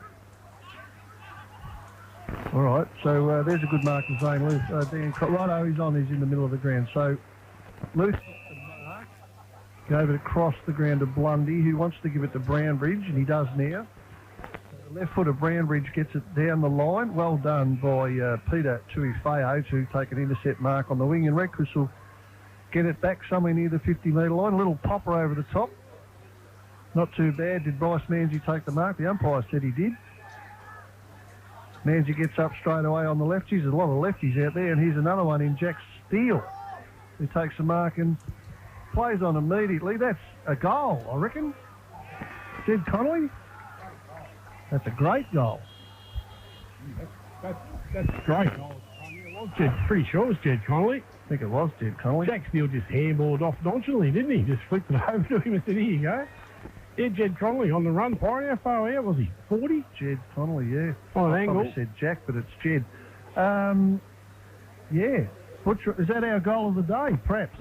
Oh, yeah, that'll do. All for Butcher and Deacon, you have to. Yeah, for all your fresh seafood needs on a Wednesday. Go down and have a look at the expanded Butcher and Deacon. Chris and the boys down there. 10-3-63. Irymple, Redcliffe 5-4-34. Good to the top scoreboard. Umpire has picked a free kick out. It's going to Irymple for...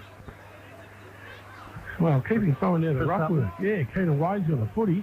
He must have been kept off the ball by somebody.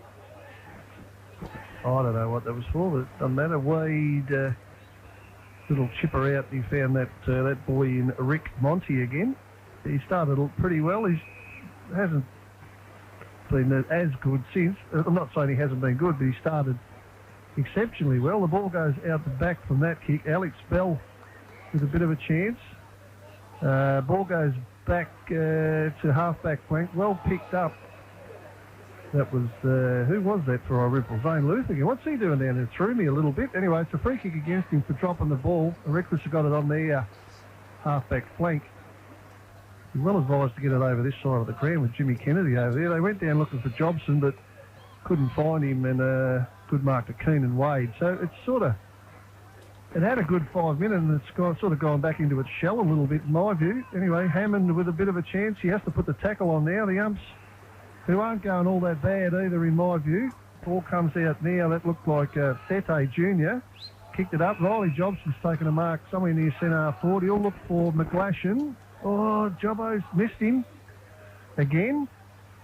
Yeah, it wasn't that great. McGlashan, poor fella. He must. I know he leads up all the time. You've got to get frustrated. Anyway, the ball's out this side of the ground now, and another pretty ordinary kick. This is Toby Scott, and we'll have a ball up. He was clear there too, McGlashan, wasn't he? Bit disappointing, a little bit. He done everything right in Tom Brownbridge. He had about a 15-metre gap on his pirate, and they kicked it to his beat. You got to get frustrated. Jimmy Kennedy's been on fire. This supporter from Tigers couldn't take it with him. Jack Steele gets it back to no one. Jake Crest will take it over the boundary line out of bounds. 10-3-63. Irymple Redcliffe 5-4-34 on a good deal tie scoreboard. Travelled 18 minutes to the third term. The sun-drenched Henchwood Oval, Phil. It does as the ball comes back in. Jobson's got Wade for company now. Jobson gets it and swings it inside. Vasta fail, picks it cleanly, gives it off to Connolly, who's played it wide. There's been some out of bounds on the full in that pocket today. They could have kicked the last three shots at goal. They've burned a bit of football in front of the goal this quarter of the Tigers. Tom Brownbridge, that didn't find anything, Phil. That was a point. So Tom Brownbridge will do the kicking in duties, go down the scoreboard side, that left foot. It's a pretty good effort from Jack. Still got a fist to it. I reckon that's Jack Parker now with the ball for the Tigers. And he'd be like that. That's a good goal. That's a great goal on the run. That's one they needed for the understatement of the year. It is, and they're hanging around, still within striking distance. And I think they've got to start having shots from that side of the ground because they can't seem to miss from there. And from this side, they're spraying them right across the face. So back to 23 points. And we know with Redcliffe they're as good on getting on a roll as anyone in the comp. So they seem to be, Phil. 10-3-63 Irymple, Redcliffe 6-4-40. On the good deal tie scoreboard, travelled 19 minutes into the third term. Ball's back to centre Henchwood Oval. Keenan Wade in the ruck that time. I reckon umpires paid a free kick to Redcliffe. Back to Jack Parker, must have been dealt with off the ball. Let's see if Jared McGlashan will get on his bike again. Donovan Bell does. He goes short. Finds Pete Defoe. Hands it off. That was Setu. Hands it off to Jack Parker. He's gone long towards McGlashan. Good one-on-one battle. Jack Steele will track it towards the boundary line of Zane Leith. And set over the boundary line and out of bounds on the pub side of Henchwood Oval. In this microphone back to Fari. It is, and that's where they scored the goals from. Comes back into play now. Wade and Steele go at it.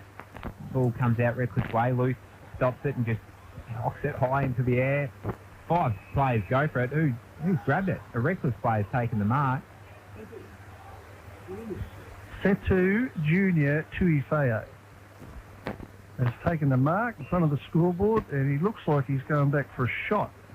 Fair kick if he gets it. He's probably outside the 50. And I'm on that horse, Harrow. Thank you. We'll see how we go. So Junior, it's a bit of distraction on the side, but kicks it right to the goal square. McGlashan flew, went out the back, and Cirillo marked it. Bit of a late call from the ump, but he's called a mark to Nando Cirillo. That's a better kick. Finds Scott. Got one wider, if he likes, in Mensch, just inside the line. That's Bell on the mark. So Connor Mensch probably look to switch if he can. Nothing on there really, so off one step. He kicks it down the line. Blundy come over the top. Two Feo boys have copped a bit of a hammering today, and the junior got one there as well from Jude Blundy, which results in a throw-in. So bloke's been going all right for Irymple in the ruck all day, actually. They won that one again, but it comes away with Connolly of Redcliffe, who kicks it to the pocket. McGlashan couldn't mark. He was one against a couple there. One of them was Brownbridge. You get a throw in the forward pocket for Redcliffe's, who are 6-4-40 and Irymple at 10-3-63. Have been going 22 minutes in the third quarter. As it comes in there, they're upgraded again. That's come out to Tom Connolly, just puts it up. McGlashan can't quite get there, and Brownbridge punches it. Punches back to the gateway there, right on the boundary line. He's well over the fence, so we'll have another throw-in. Their kicking's not fantastic at times, Redcliffe, is it? No, both sides have had their moments. Yeah, It really. comes in, Irymple a touch better for mine.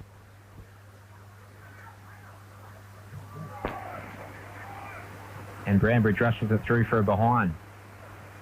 The game really needs a Redcliffe goal to spark it into life. Well, yeah, it needs a blue or it needs something because it's she's all pretty how's your father at the moment. Connor Mensch gets the ball there. That's a nice kick that goes through the hands of his teammate out there who says sorry. I won't mention his name because it was a bit of a blunder. We get a throw in out on the outer wing. Here we go. We got Riley Ward, who's been doing the most of it. He's up against Ashton Gowers. Ball hits the deck in front of the pair of them. That's better from Dom Cirillo. That's a nice kick forward. Garlick's doing a fair bit of hanging on then, and I reckon Liam's given away the free kick. Yeah, Will Hand's got it. Righto, Will Hand's got it. Bring it out this way. If you can get it out here, you got this, what's his name, Desi tipping something for his own, yeah. Anyway, it doesn't come this way. Ball ends up with Thrum. There's a nice little ball, an inside ball.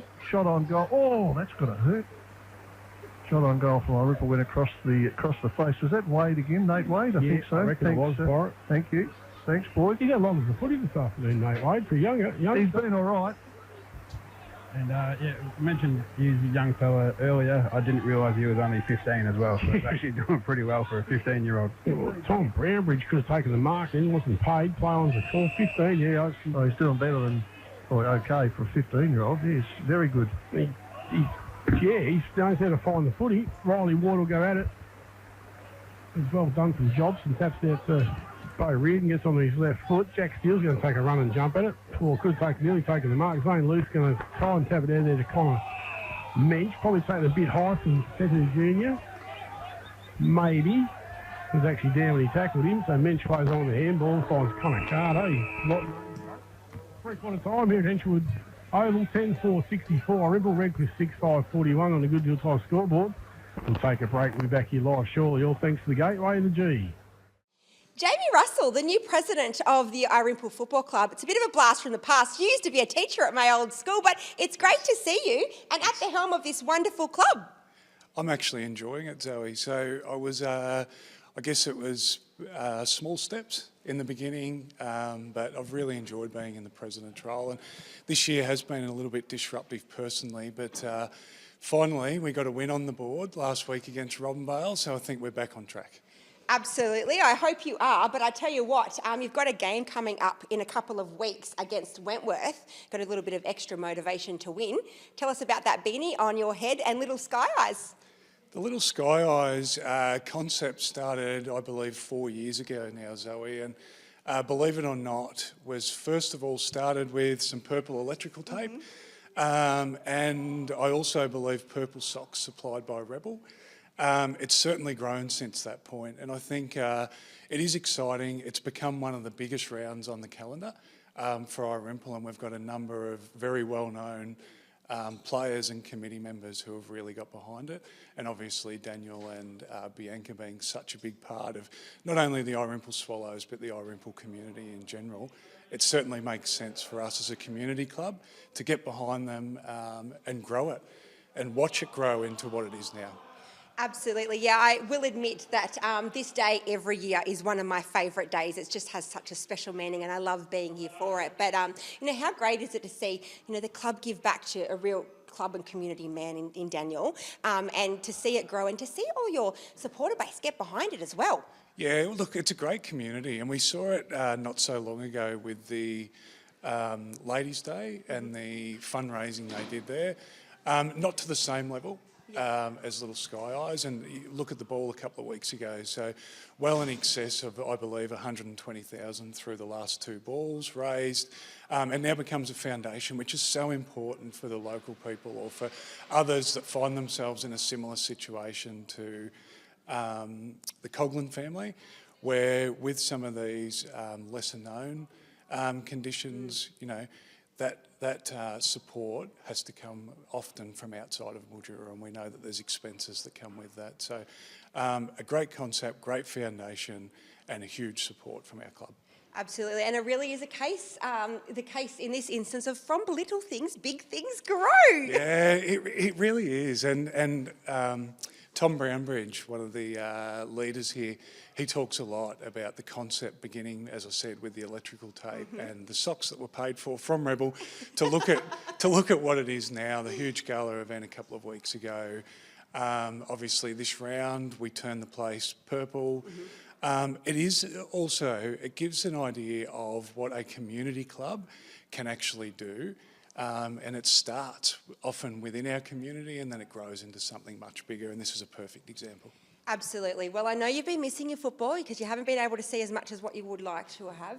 So I hope to see you here in a few weeks. Yes. And I hope to see you in your purple, all decked out. And hopefully Irymple can get the win for such a special occasion. Absolutely. Thanks, Zoe. Thanks.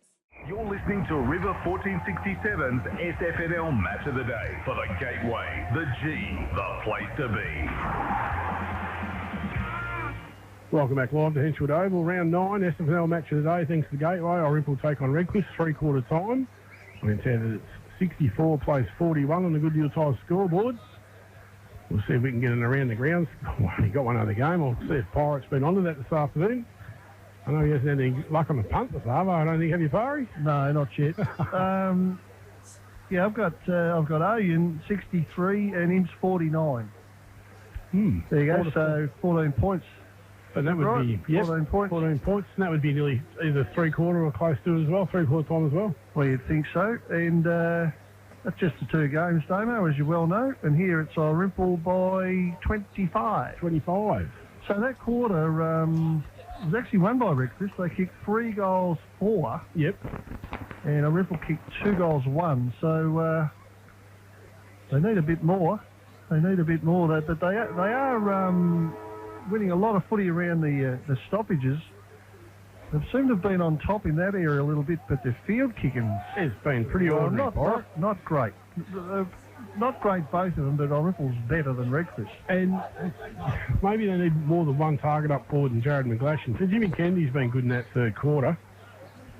Yeah, their field kicking though for Redcliffe field's been below par a lot of areas. Right, Irymple's is normally pretty good, and they've sort of kept their par this afternoon.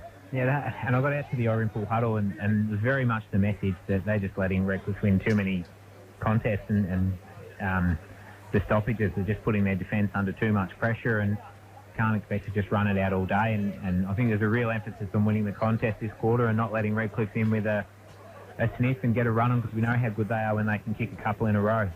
Yeah, they can come back and put the acid on your Redcliffe, but the Irymple is starting to look like the old Irymple to me. Carl, you've been out in the both huddles or just one huddle? Yeah, went out to Redcliffe, and as we could probably predict with the 5 or 6 out on the fulls that they kicked in that quarter, they were just ruining their chances, and I'm happy with everything else, but just want a bit of composure in front of goal. Never hurts. All thanks to Kenneth Rayhouse, Carl on the boundary line. About to start the last term here. 25 points of difference, as Pirate said. Irymple lead on the Goodyear Tyre scoreboard. The delay is spectators again, Damo. Yeah, oh, geez. The MSP's the worst for a Pirate, I reckon, but everywhere's pretty bad. They've got one gate, that's why. There's one little skinny gate in front of the drinking hill up there. So anyway, we start this as Gowes gets it down. Good tap down in the direction of Hand, who gets an inside 50. There's a fight. Well, not a fight, a wrestle, if you like, for the ball. And this will be a Tui Feo. It is. It's Sete Junior. So another clearance, Phil, for Redcliffe. Well, so I don't think the message got through anyways. Junior passes it off to Steele. Not a great kick, believe it or not. Steele's made it look really well. He's picked it up, he's swung around, and he's put it through for a goal. What a fantastic bit of play from Steele. So, not so great kick, looks fantastic. Well, pick it up, took a couple on, and a fantastic goal to start this quarter. And it's just what the game needed, was Redcliffe getting an early one. I remember watching him early. Might have been the first or second game, and he didn't do a lot. He's certainly better these days. He's had a good day today. He takes a fantastic mark, and it's well called by Phil Cure there. That was a great goal and a great start to the last quarter. So all come from the clearance. This time Ward does his own roving and kicks it towards the 50. There's Desi Tipper, who gets unceremonially belted. Well, and the umpire's called it that way too. I think that's the indication for a dangerous tackle. Well, that's what the other... I thought he got hit pretty well, but anyway, obviously not allowed to do that these days. Got to look after everyone out there. He goes sideways out in front of the old scoreboard. A worm burner goes down the ground. Well picked up, though. Reckless on a bit of a roll here. Gets out the crest. He's got a bit of room through the centre of the ground. Kicks a wobbler. But there's the big fella Steele again. Took a mark, got around, put the burners on, kicked it out. Oh, sliding chest mark was dropped by, I think it was Reardon. No wizardry there. Comes out in the end to Mensch. Got it out. Now Tulloch will get a ball out in the back flank. The Reckless crowd a little bit subdued after that drop mark. Ball goes in looking for Bailey Anderson, who marks just in front of Jimmy Kennedy. He'll want to go pretty quick, and he does out to Carter, who run past him.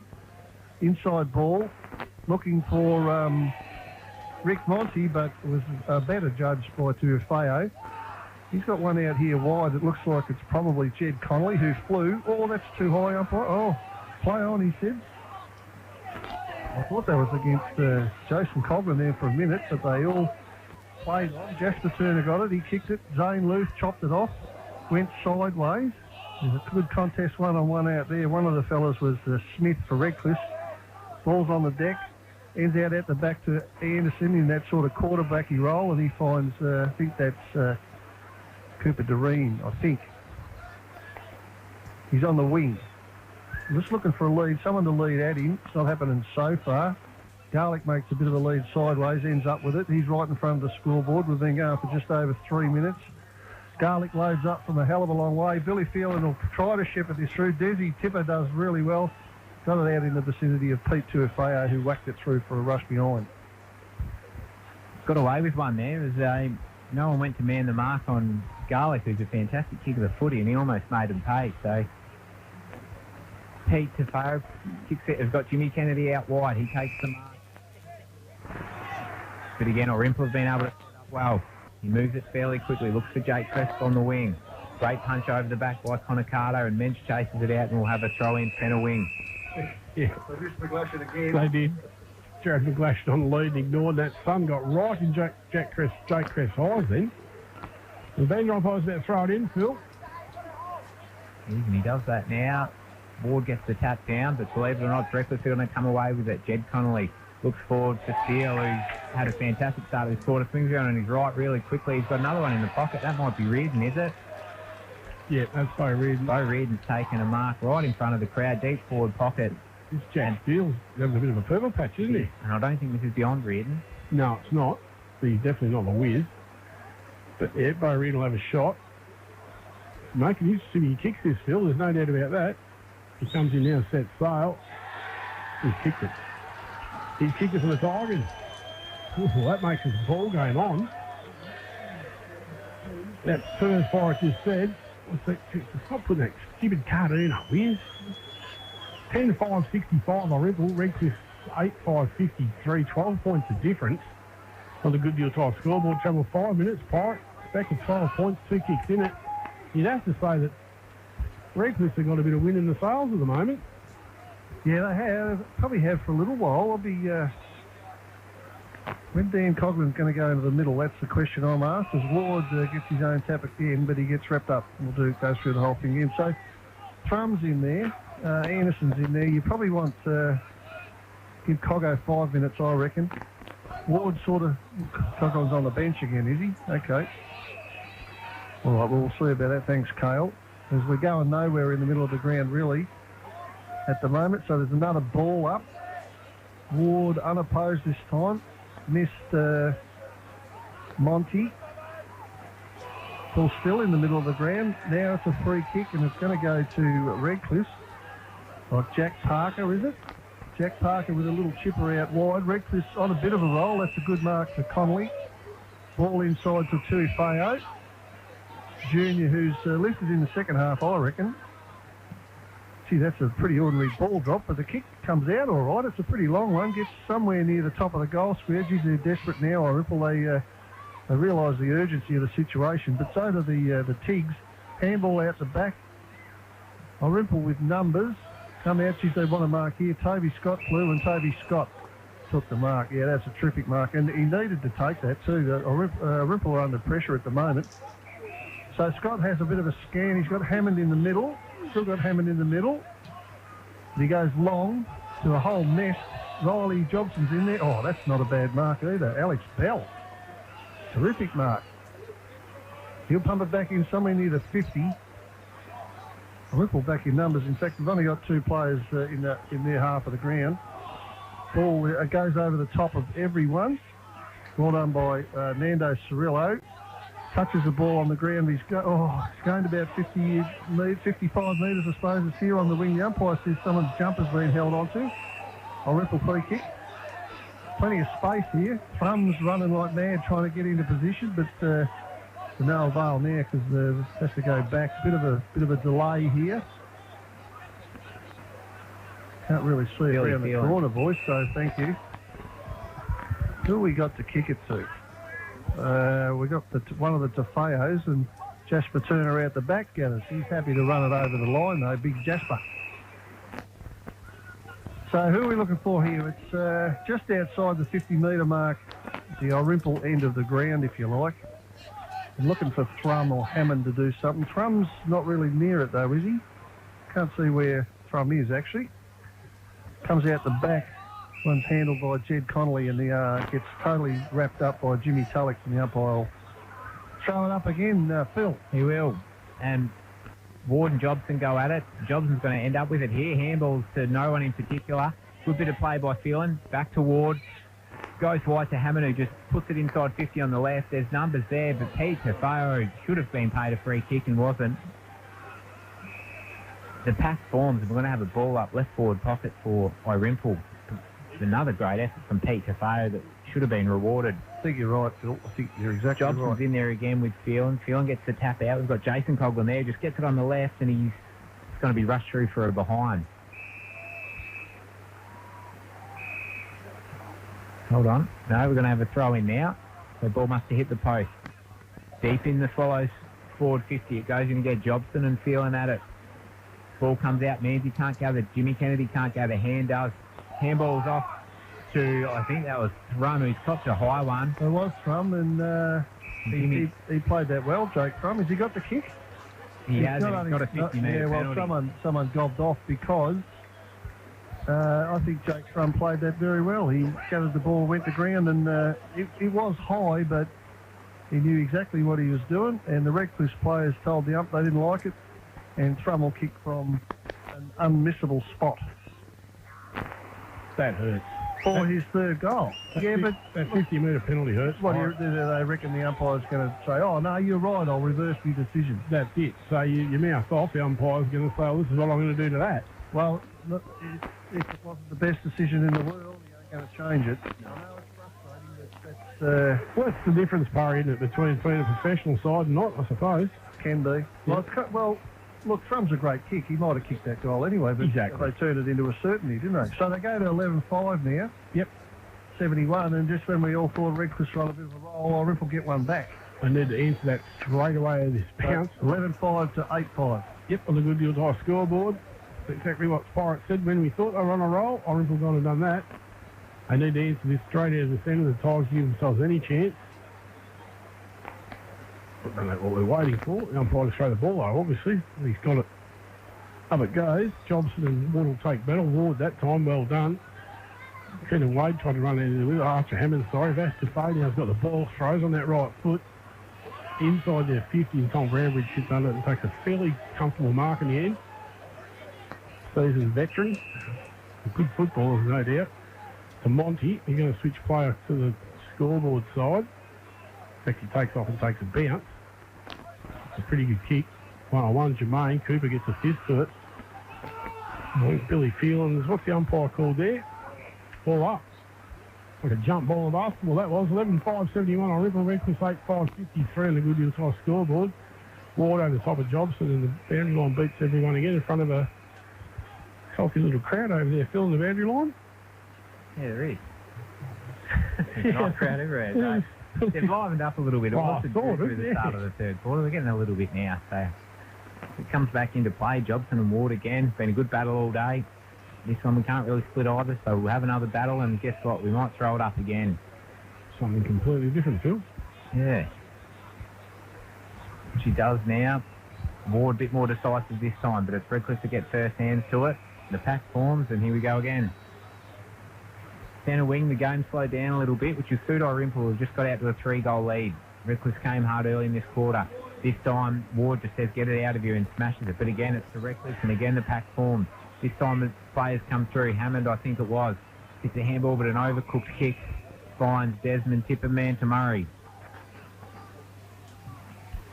Got the okay from Damo that I've got it right. He looks long.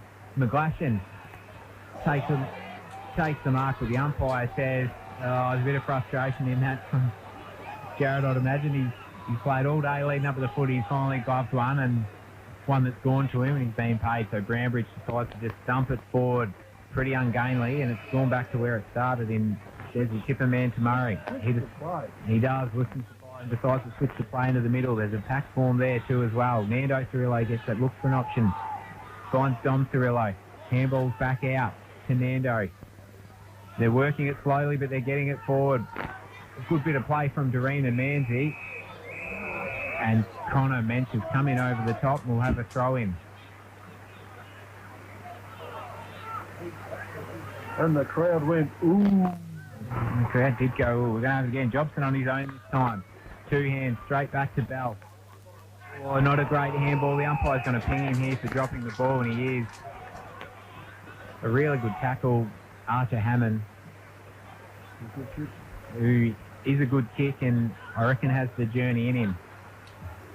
Got options, decides to take it on himself, maybe take a bit out of the heat of the game and try and put them up by 4 goals.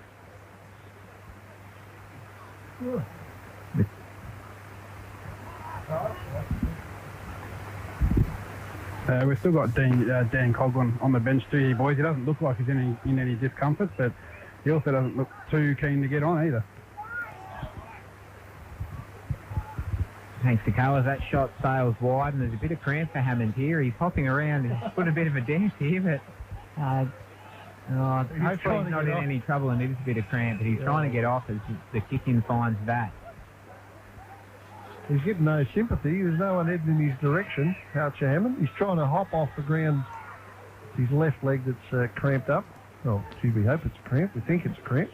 Anyway, the ball's out on the other side. Irymple's still in command by, 3 goals, 1. So 19 points is the diff as the ball's right on the other side near that actual scoreboard, which says we've been going the last quarter for 14 and a quarter minutes. Maybe Anderson comes on to replace. So throw in. The Tipper's here on his own for Redcliffe. I can see him get it there. He can put on a bit of a dash for us. Goes the other way. Garlic with a bit of a chance. Got it in the end. Kicked it. Oh, that's a good kick. A good kick and a very good lead. Phelan has got the ball and he'll have a shot. So Irymple's still pretty much in charge. Redcliffe's had a bit of a spurt, but the goal to Thrum sort of put paid to that. And now we've got Phelan having a shot from the pocket, don't they? It was nothing to do about that part. That was lovely footy from the Swallows, wasn't it? Billy Phelan's normally a pretty good kick of the ball too. I put the balls right on him. Pretty solid footballer, Billy Phelan. He comes in to set sail in a second or so. He does now. He's pretty happy with that too, I reckon. That's the little 1%ers, Phil, that Irymple do every week. They just do those the easy things wrong. The easy things. They just do the right. He's kicked 3 now, Billy Phelan. They just do the right things. Irymple at the right time. 12-6-78. The Swallows. Redcliffe 8-5-53 on the Good Deal Tyre scoreboard. Good Deal been moving St Asia forward for over 35 years. 15 on the last term, Phil. It was, and as good as the kick for goal was, it was the kick into him that has been the difference all day, just being able to hit that target inside the forward 50. Ball's back in the centre, Henchwood Oval. As I said, nearly 16 minutes gone the last term. Pretty even Riley Ward that time. Comes down to Vass Tufay, goes long. Tom Conley underneath it. Second effort, that's pretty well done from Jake Trump. Stole it off Jared McGlash. The umpire's blowing his whistle. I don't know what the go is there. Bo Reard's having words with somebody. Jake Trump by the look of it. The umpire he's called the ball back, Phil. He has, I think, a little bit late on Thrum. I was watching the footy, I didn't see that. The Cooper Doreen Might was a be a free kick. downfield free kick. Yeah. All right. The Cooper Doreen off the ball. And like at Parrots, everyone's confused. They got big pack goes at it. Riley Ward, pretty good effort. I reckon Ashton Gowes has been played the mark man in front. Ran the grounds for Pioneer forward. We'll hand the microphone over to Pirate. What do you got? I'll do this one. You do this United 12-6-78 lead Imperials 7-8-50. So Okay. Pirates had enough, and Jake Crest has gone the big fly, and I said he got full. So United got that probably under control. Number 3 over, I'd say. It's Tom Brambridge near the ball, Phil. he does, and looks to switch as they have all day, but in the end decides to just go long. There's a pack there. Gowes has been pretty good today, can't quite grasp it. The numbers are around there now. Ward just dumps it forward, a bit of a drop kick, and it looks like it's going to find its way out in front of us. He's had a bit of the play in front of the van here today. First time in 4 years. No, I didn't. Just clarifying for it. He's not the drop kick. He kicked the drop kick. Oh, sorry. He comes back in. Yeah, this is a big punch on this time. That's the focus. That comes in over the top through Connolly, but it comes out to Thrum, who just tries to get a little quick kick away. Jimmy Kennedy gets it now. Alex Bell just pumps it forward, and Brownbridge puts the big double fister and tried to put it into the crowd there, and probably didn't get fantastic purchase, but did enough just to see it over the boundary line. Game's lost a little bit of sting now as it's 25 points, 18 minutes into the final quarter. Bit of a shallow throw in, sees Gowes get to the front and just tap it back to the dangerous spot where there's a kick from Donovan Bell. Out of mid-air, hits centre half forward.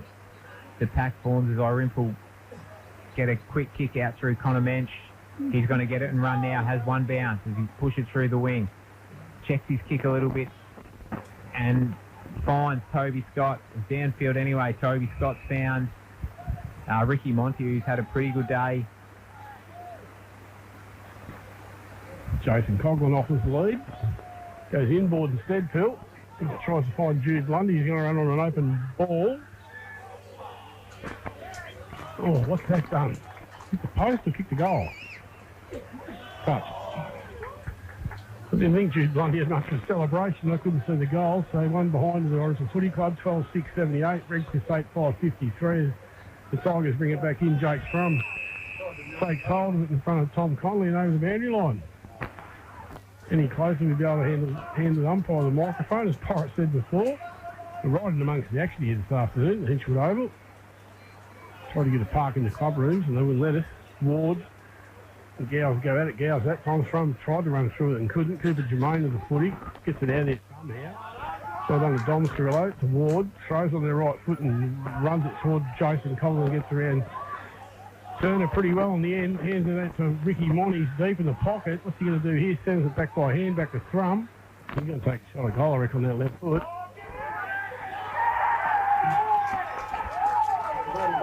Wow. And that'll do. Jake Thrum puts it through from the forward pocket. That'll do it, right? What a goal that was, right on the boundary line. Could see that through the windscreen, Phil. He's done enough. Done enough now. He's had a good day. He's kicked 4 medal. And if I'm on the bench, I'm telling him to come and sit next to me. It's 20 minutes gone. Irymple 13-6. And they're well in command now. Redcliffe are 8-5. So 31 points if I'm any mathematician. And I'd like to see Jake Thrum be on the bench right now. His last thing we need is an injury. As he's in there, he looks a bit spent actually to me. He's going to get it again, and now he's got it. The left footer comes out, another great kick out to Coughlin, who couldn't take the mark. Turner gave him one for his trouble. Scott gets dumped by Tafeo. No, well, he didn't have it for long, did he? But I don't think Tafeo's missing many tackles. Turner's got it centre half back. He'll get on that trusty. Kicked it to centre half forward. Game's pretty much all over here, bar the fat woman. The fat woman. Irymple coming back the other way. I reckon most of these blokes are just begging for the siren to go. Billy Phelan all alone on the wing. Got time for a bounce. inside 50 ball, looking for Blundy. Hasn't had his biggest day. This very good young player. Tafeo out the back gets it. Connolly couldn't mark. Butters up again, back somewhere near Tafeo. The ball's on the ground. They're sort of pushing it forward a little bit. Gowers picks it up now. He goes across to Turner, who hasn't been reckless worse by a long way. Takes a mark. Handball. Ball's in the centre of the ground. One here. Jack Parker kept it in front of himself, did pretty well. Ball ends up out with Tom Connolly. And not a fantastic kick, just settle it down. You've got it all day. And they kick it out, Irymple to the wing. Looks like Connor Carter, who's been okay as well. He kicks a nice ball to Wade. Wade should take his time. The reckless boys are not flooding back at all, so it's all one-on-ones inside 50. He's got Blundy short. Thank you. He might have a shot. What's he got to lose? I think that's what he's going to do, Damo. Yeah, you're not even looking. Yeah, well, I know what you're looking at. I was looking for it. Don't worry about that. Yeah, well, you got to set stuff from outside 50. You wouldn't discount him here, Jude Blundy. He's normally a pretty good kicker of football, Phil. And like Pirates said, what's he got to lose? You might as well have a go. Got this one under control, the Swallows. He'll set sail from about 53. Pretty good kick of the footy too, right at the top of the goal square. Paul Crest now with the footy. Comes out to Turner. He goes on that left foot for the Tigers and he finds Pete to foul. He goes short and finds Donovan Bell. He takes off and he's going to take on Keenan Wade in the foot race. He's going to lose it, I reckon. Keenan Wade mowed him down quick then, Phil. It was a fantastic chase by Wade. And that's the time when you can sort of whack it in second gear, make it look like you're chasing hard and you're not. And when you're that far in front. Yeah, I'll be getting the 15-year-old off at the moment, Pirate. James Tulloch goes in the footy over Tom Connolly and probably gets a free kick from the back, James Tulloch. Good to see him back from a long-term injury. Hands it off to Tom Brownbridge. He goes on the left foot short and finds none other than Nate Wade, who's Pirates just called for kicking us to go off to the bench. Good to see you injured in junk time. He goes along, looks for Thrum. Pete Tafeo, might have been junior actually. No, it was Pete. No. Oh, is that touched? Punched through by Brizzy. He almost had a fit. We've had a goal otherwise. I haven't heard Pirate. They've left Jake Thrum on and Nate Wade's still on as well. Agree with Parry. Get your A-graders on the bench when it's this late and an easy win. So 13-7-85. Irymple Redcliffe 8-5-53 on the Goodfield Time scoreboard. Travelled 24 minutes in the last term. Irymple going to collect their third win of the season. They feel a bit better about themselves out here tonight. Ward done well on the ruck all day. Phil Riley Ward. Thomas Rillo by hand, not his best handball. I was about to put a heap of pressure on this ball up. Yeah, all the ruckmen have done really well around the ground. They've had plenty of contests, but they've all found plenty of the footy. So goes up again. This time Ward gets a little bit of a hand on it. Spills forward. Jake Prest's there, standing over it as the siren goes to cap off a, well, I don't know, convincing enough win from the Swallows. They're on top all day without putting Redcliffe away until the last 2 minutes. I'm going to hand this over to Kyle. I'm going to see if he can go and grab a chat with somebody. Actually, they'll come right past us. Grab someone as they walk past us, Kyle. Bring him in the van. Yeah, convincing enough. Redcliffe had that 10-minute patch bar in the third term and they got off a little bit, but Irymple just had all the answers all day. Well, that's that bit of indiscipline there when Thrum was given a penalty and kicked the goal from line. Seemed to take the wind out of their sails a bit. So, 13-7-85, Redcliffe 8-5-53. Yeah, convincingly. It actually wasn't a real bad game, but it seemed to lack spark at times, didn't it? But Irymple led at every change, and they won the last quarter as well. They kicked 3-3 to Redcliffe's 2 goals straight. So anyway, we can give you the goal kickers. Jake Thrum got 4, nearly had 5 there at the end. Toby Scott played well, kicked a goal. Billy Phelan 3. He was good. Garlic a goal. Jason Coglan got a goal. Archer Hammond kicked a goal. Nate Wade, 15-year-old, did pretty well. He kicked 2. And hopefully that adds up for Irymple, who Damo said to be feeling a bit better about themselves. 2 in a row now. For Redcliffe, Jim Kennedy, Jack Parker, Jed Connolly, Cooper Jermaine, all 1. Bo Reardon 2. And Jack Steele, who I thought played pretty well, he kicked 2 as well. So that makes up their 8. Coglan didn't play he probably played two-thirds perhaps of the game, so he might, a little bit of cotton wool for Dan Coughlin. Rhodesy missed his flight or bobbed in or something this morning, so they got him to look forward to coming back. One or two others. Zach London, I don't know where he is, but he's certainly in their best 22. Don't know where we go now for Redcliffe. Zoe Andrews from the SFNL media team. And guys, we've had some requests today for Roving Zoe, so we're going to give the people what they want. We're going to head into Irymple's club rooms, change rooms, the Victoria side, and see who we can chat to. So come on in. Let's go. All right, I can spy the two Coughlin brothers who have been in great form today. Golly gosh, let's go. Can I interrupt for 2 seconds, guys? We're just on camera. Come on, don't run away. First, we're both of you. We'll do both of you. Hey, Jason, I want to know, firstly, what's it like playing footy with this guy again?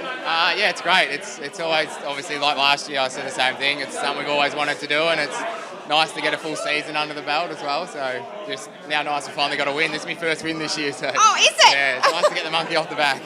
What do you think it was that got you guys the win today? I think it was just sort of, we probably took our time coming out of the back line. I think like previous weeks we sort of rushed and sort of just kicked it to the opposition like their half backs and that, but I think we sort of slowed it down a little bit and just used our spares, so no, it's good. Excellent. I know you came back last year to play a very special game, but I'm going to go to Dan now. Dan, what do you think of this? That's a great addition. Yeah, I love that. Yeah, you like that? Yeah. Do you want to just quickly tell our viewers what it's about? Yeah, so 2 weeks, another home game here. It'll be the Little Skies Purple Day for the footy, so looking forward to that. I think everything's sort of ready to go for that. I think everyone will turn purple, so it'll be good for the foundation. Excellent. Well, we're going to go and see who else we can find. We've got a couple of guys over here eating some hot pies. Do you reckon we go and get them? Yeah, we'll go get Toby. Come on, guys. Oh, they're running away. Yay. Where's he gone? He's getting followed over here. Radio. Hey, where's your flag on? Look at Too hot. So he's completely gone away. Oh. Is it a good pie or? Bit warm today. Bit warm today. Is that the secret to have a nice hot pie after a game of footy? Yeah, got to get the carbs back in. Carbs back in. How happy are you with the win today?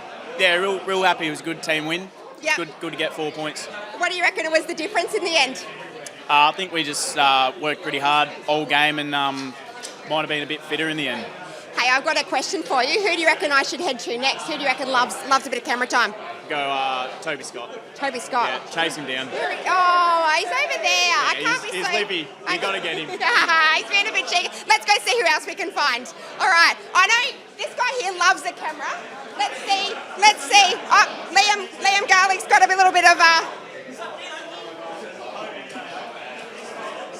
Liam, what's happening here? Is it because your calf muscles are too big? Is that what's going on here? No, I'm starting to get in the too old category now, so no, just a little bit of tightness, so just precautionary, just a bit of ice up, just towards the end of the game to look after the body because, it's all about recovery now. Obviously, first half of the season's gone, now we're into the second half, so we're finally starting to hit our straps and play some 4 quarters of footy, which is really good. The young boys are really stepping up and, yeah, it's impressive to see. You love a word, don't you? Me? Yeah. Yeah, I love to talk. Yeah. Look, you guys have got a couple of wins in a row now. Is this kind of like you guys getting your season back on track?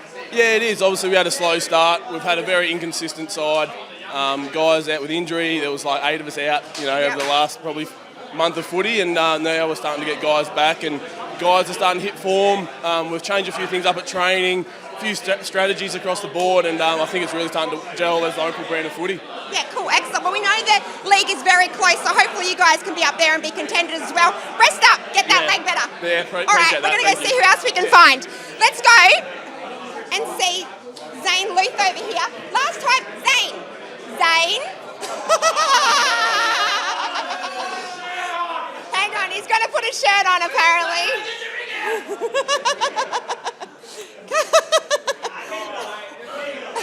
Last time we caught him, he was like a deer in headlights, the poor guy. All right, he's right now. Come on, Zane. Maybe he wants to talk after.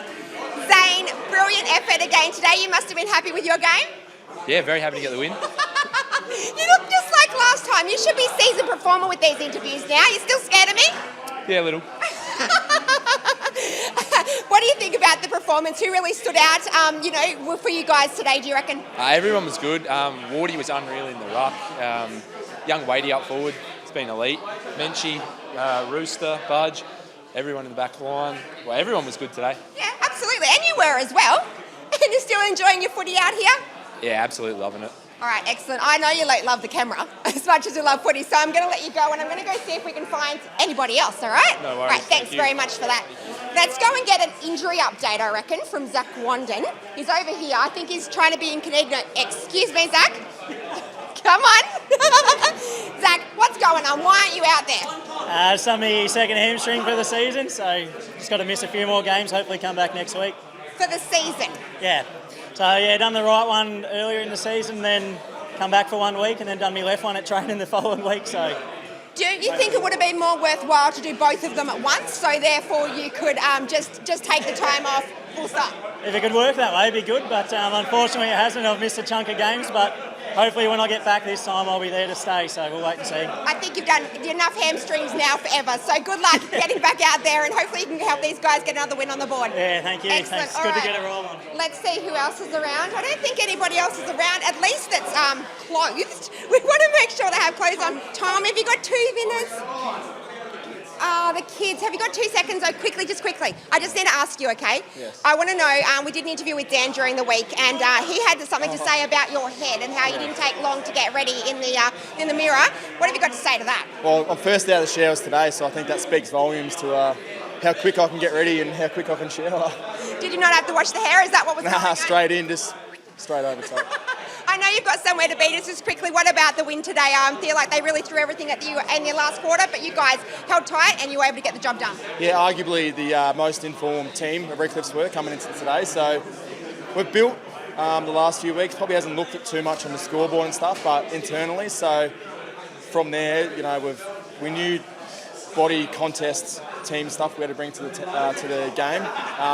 Last week we got bashed around a little bit, few sore bodies, but we just needed that to harden up a little bit going into this week. And it showed today. So we take a few of their players out of the game, like Parker and whatnot, and it goes a long way. So blokes playing their roles, hardened bodies, ferocious at the contests. We're starting to build as a team. So into the second half of the year now. Excellent. Well, just before you go, lovely scarf you're wearing there. Quickly, LSE. and the hat too. Quickly, give it a plug. What is it for? We've got LSE game, next home game in 2 weeks. So in honour of Daniel, Bianca, Skylar and Brady, obviously, the family. Got the purple round. So this year we've got the netballers with the dresses and as well as the footballers. We've got scarves, beanies, hats, raffle tickets, donuts, everything to sell. So the more numbers we get down here, the more sales we get, the more kids we can help. So it's been awesome. Excellent. All right, go.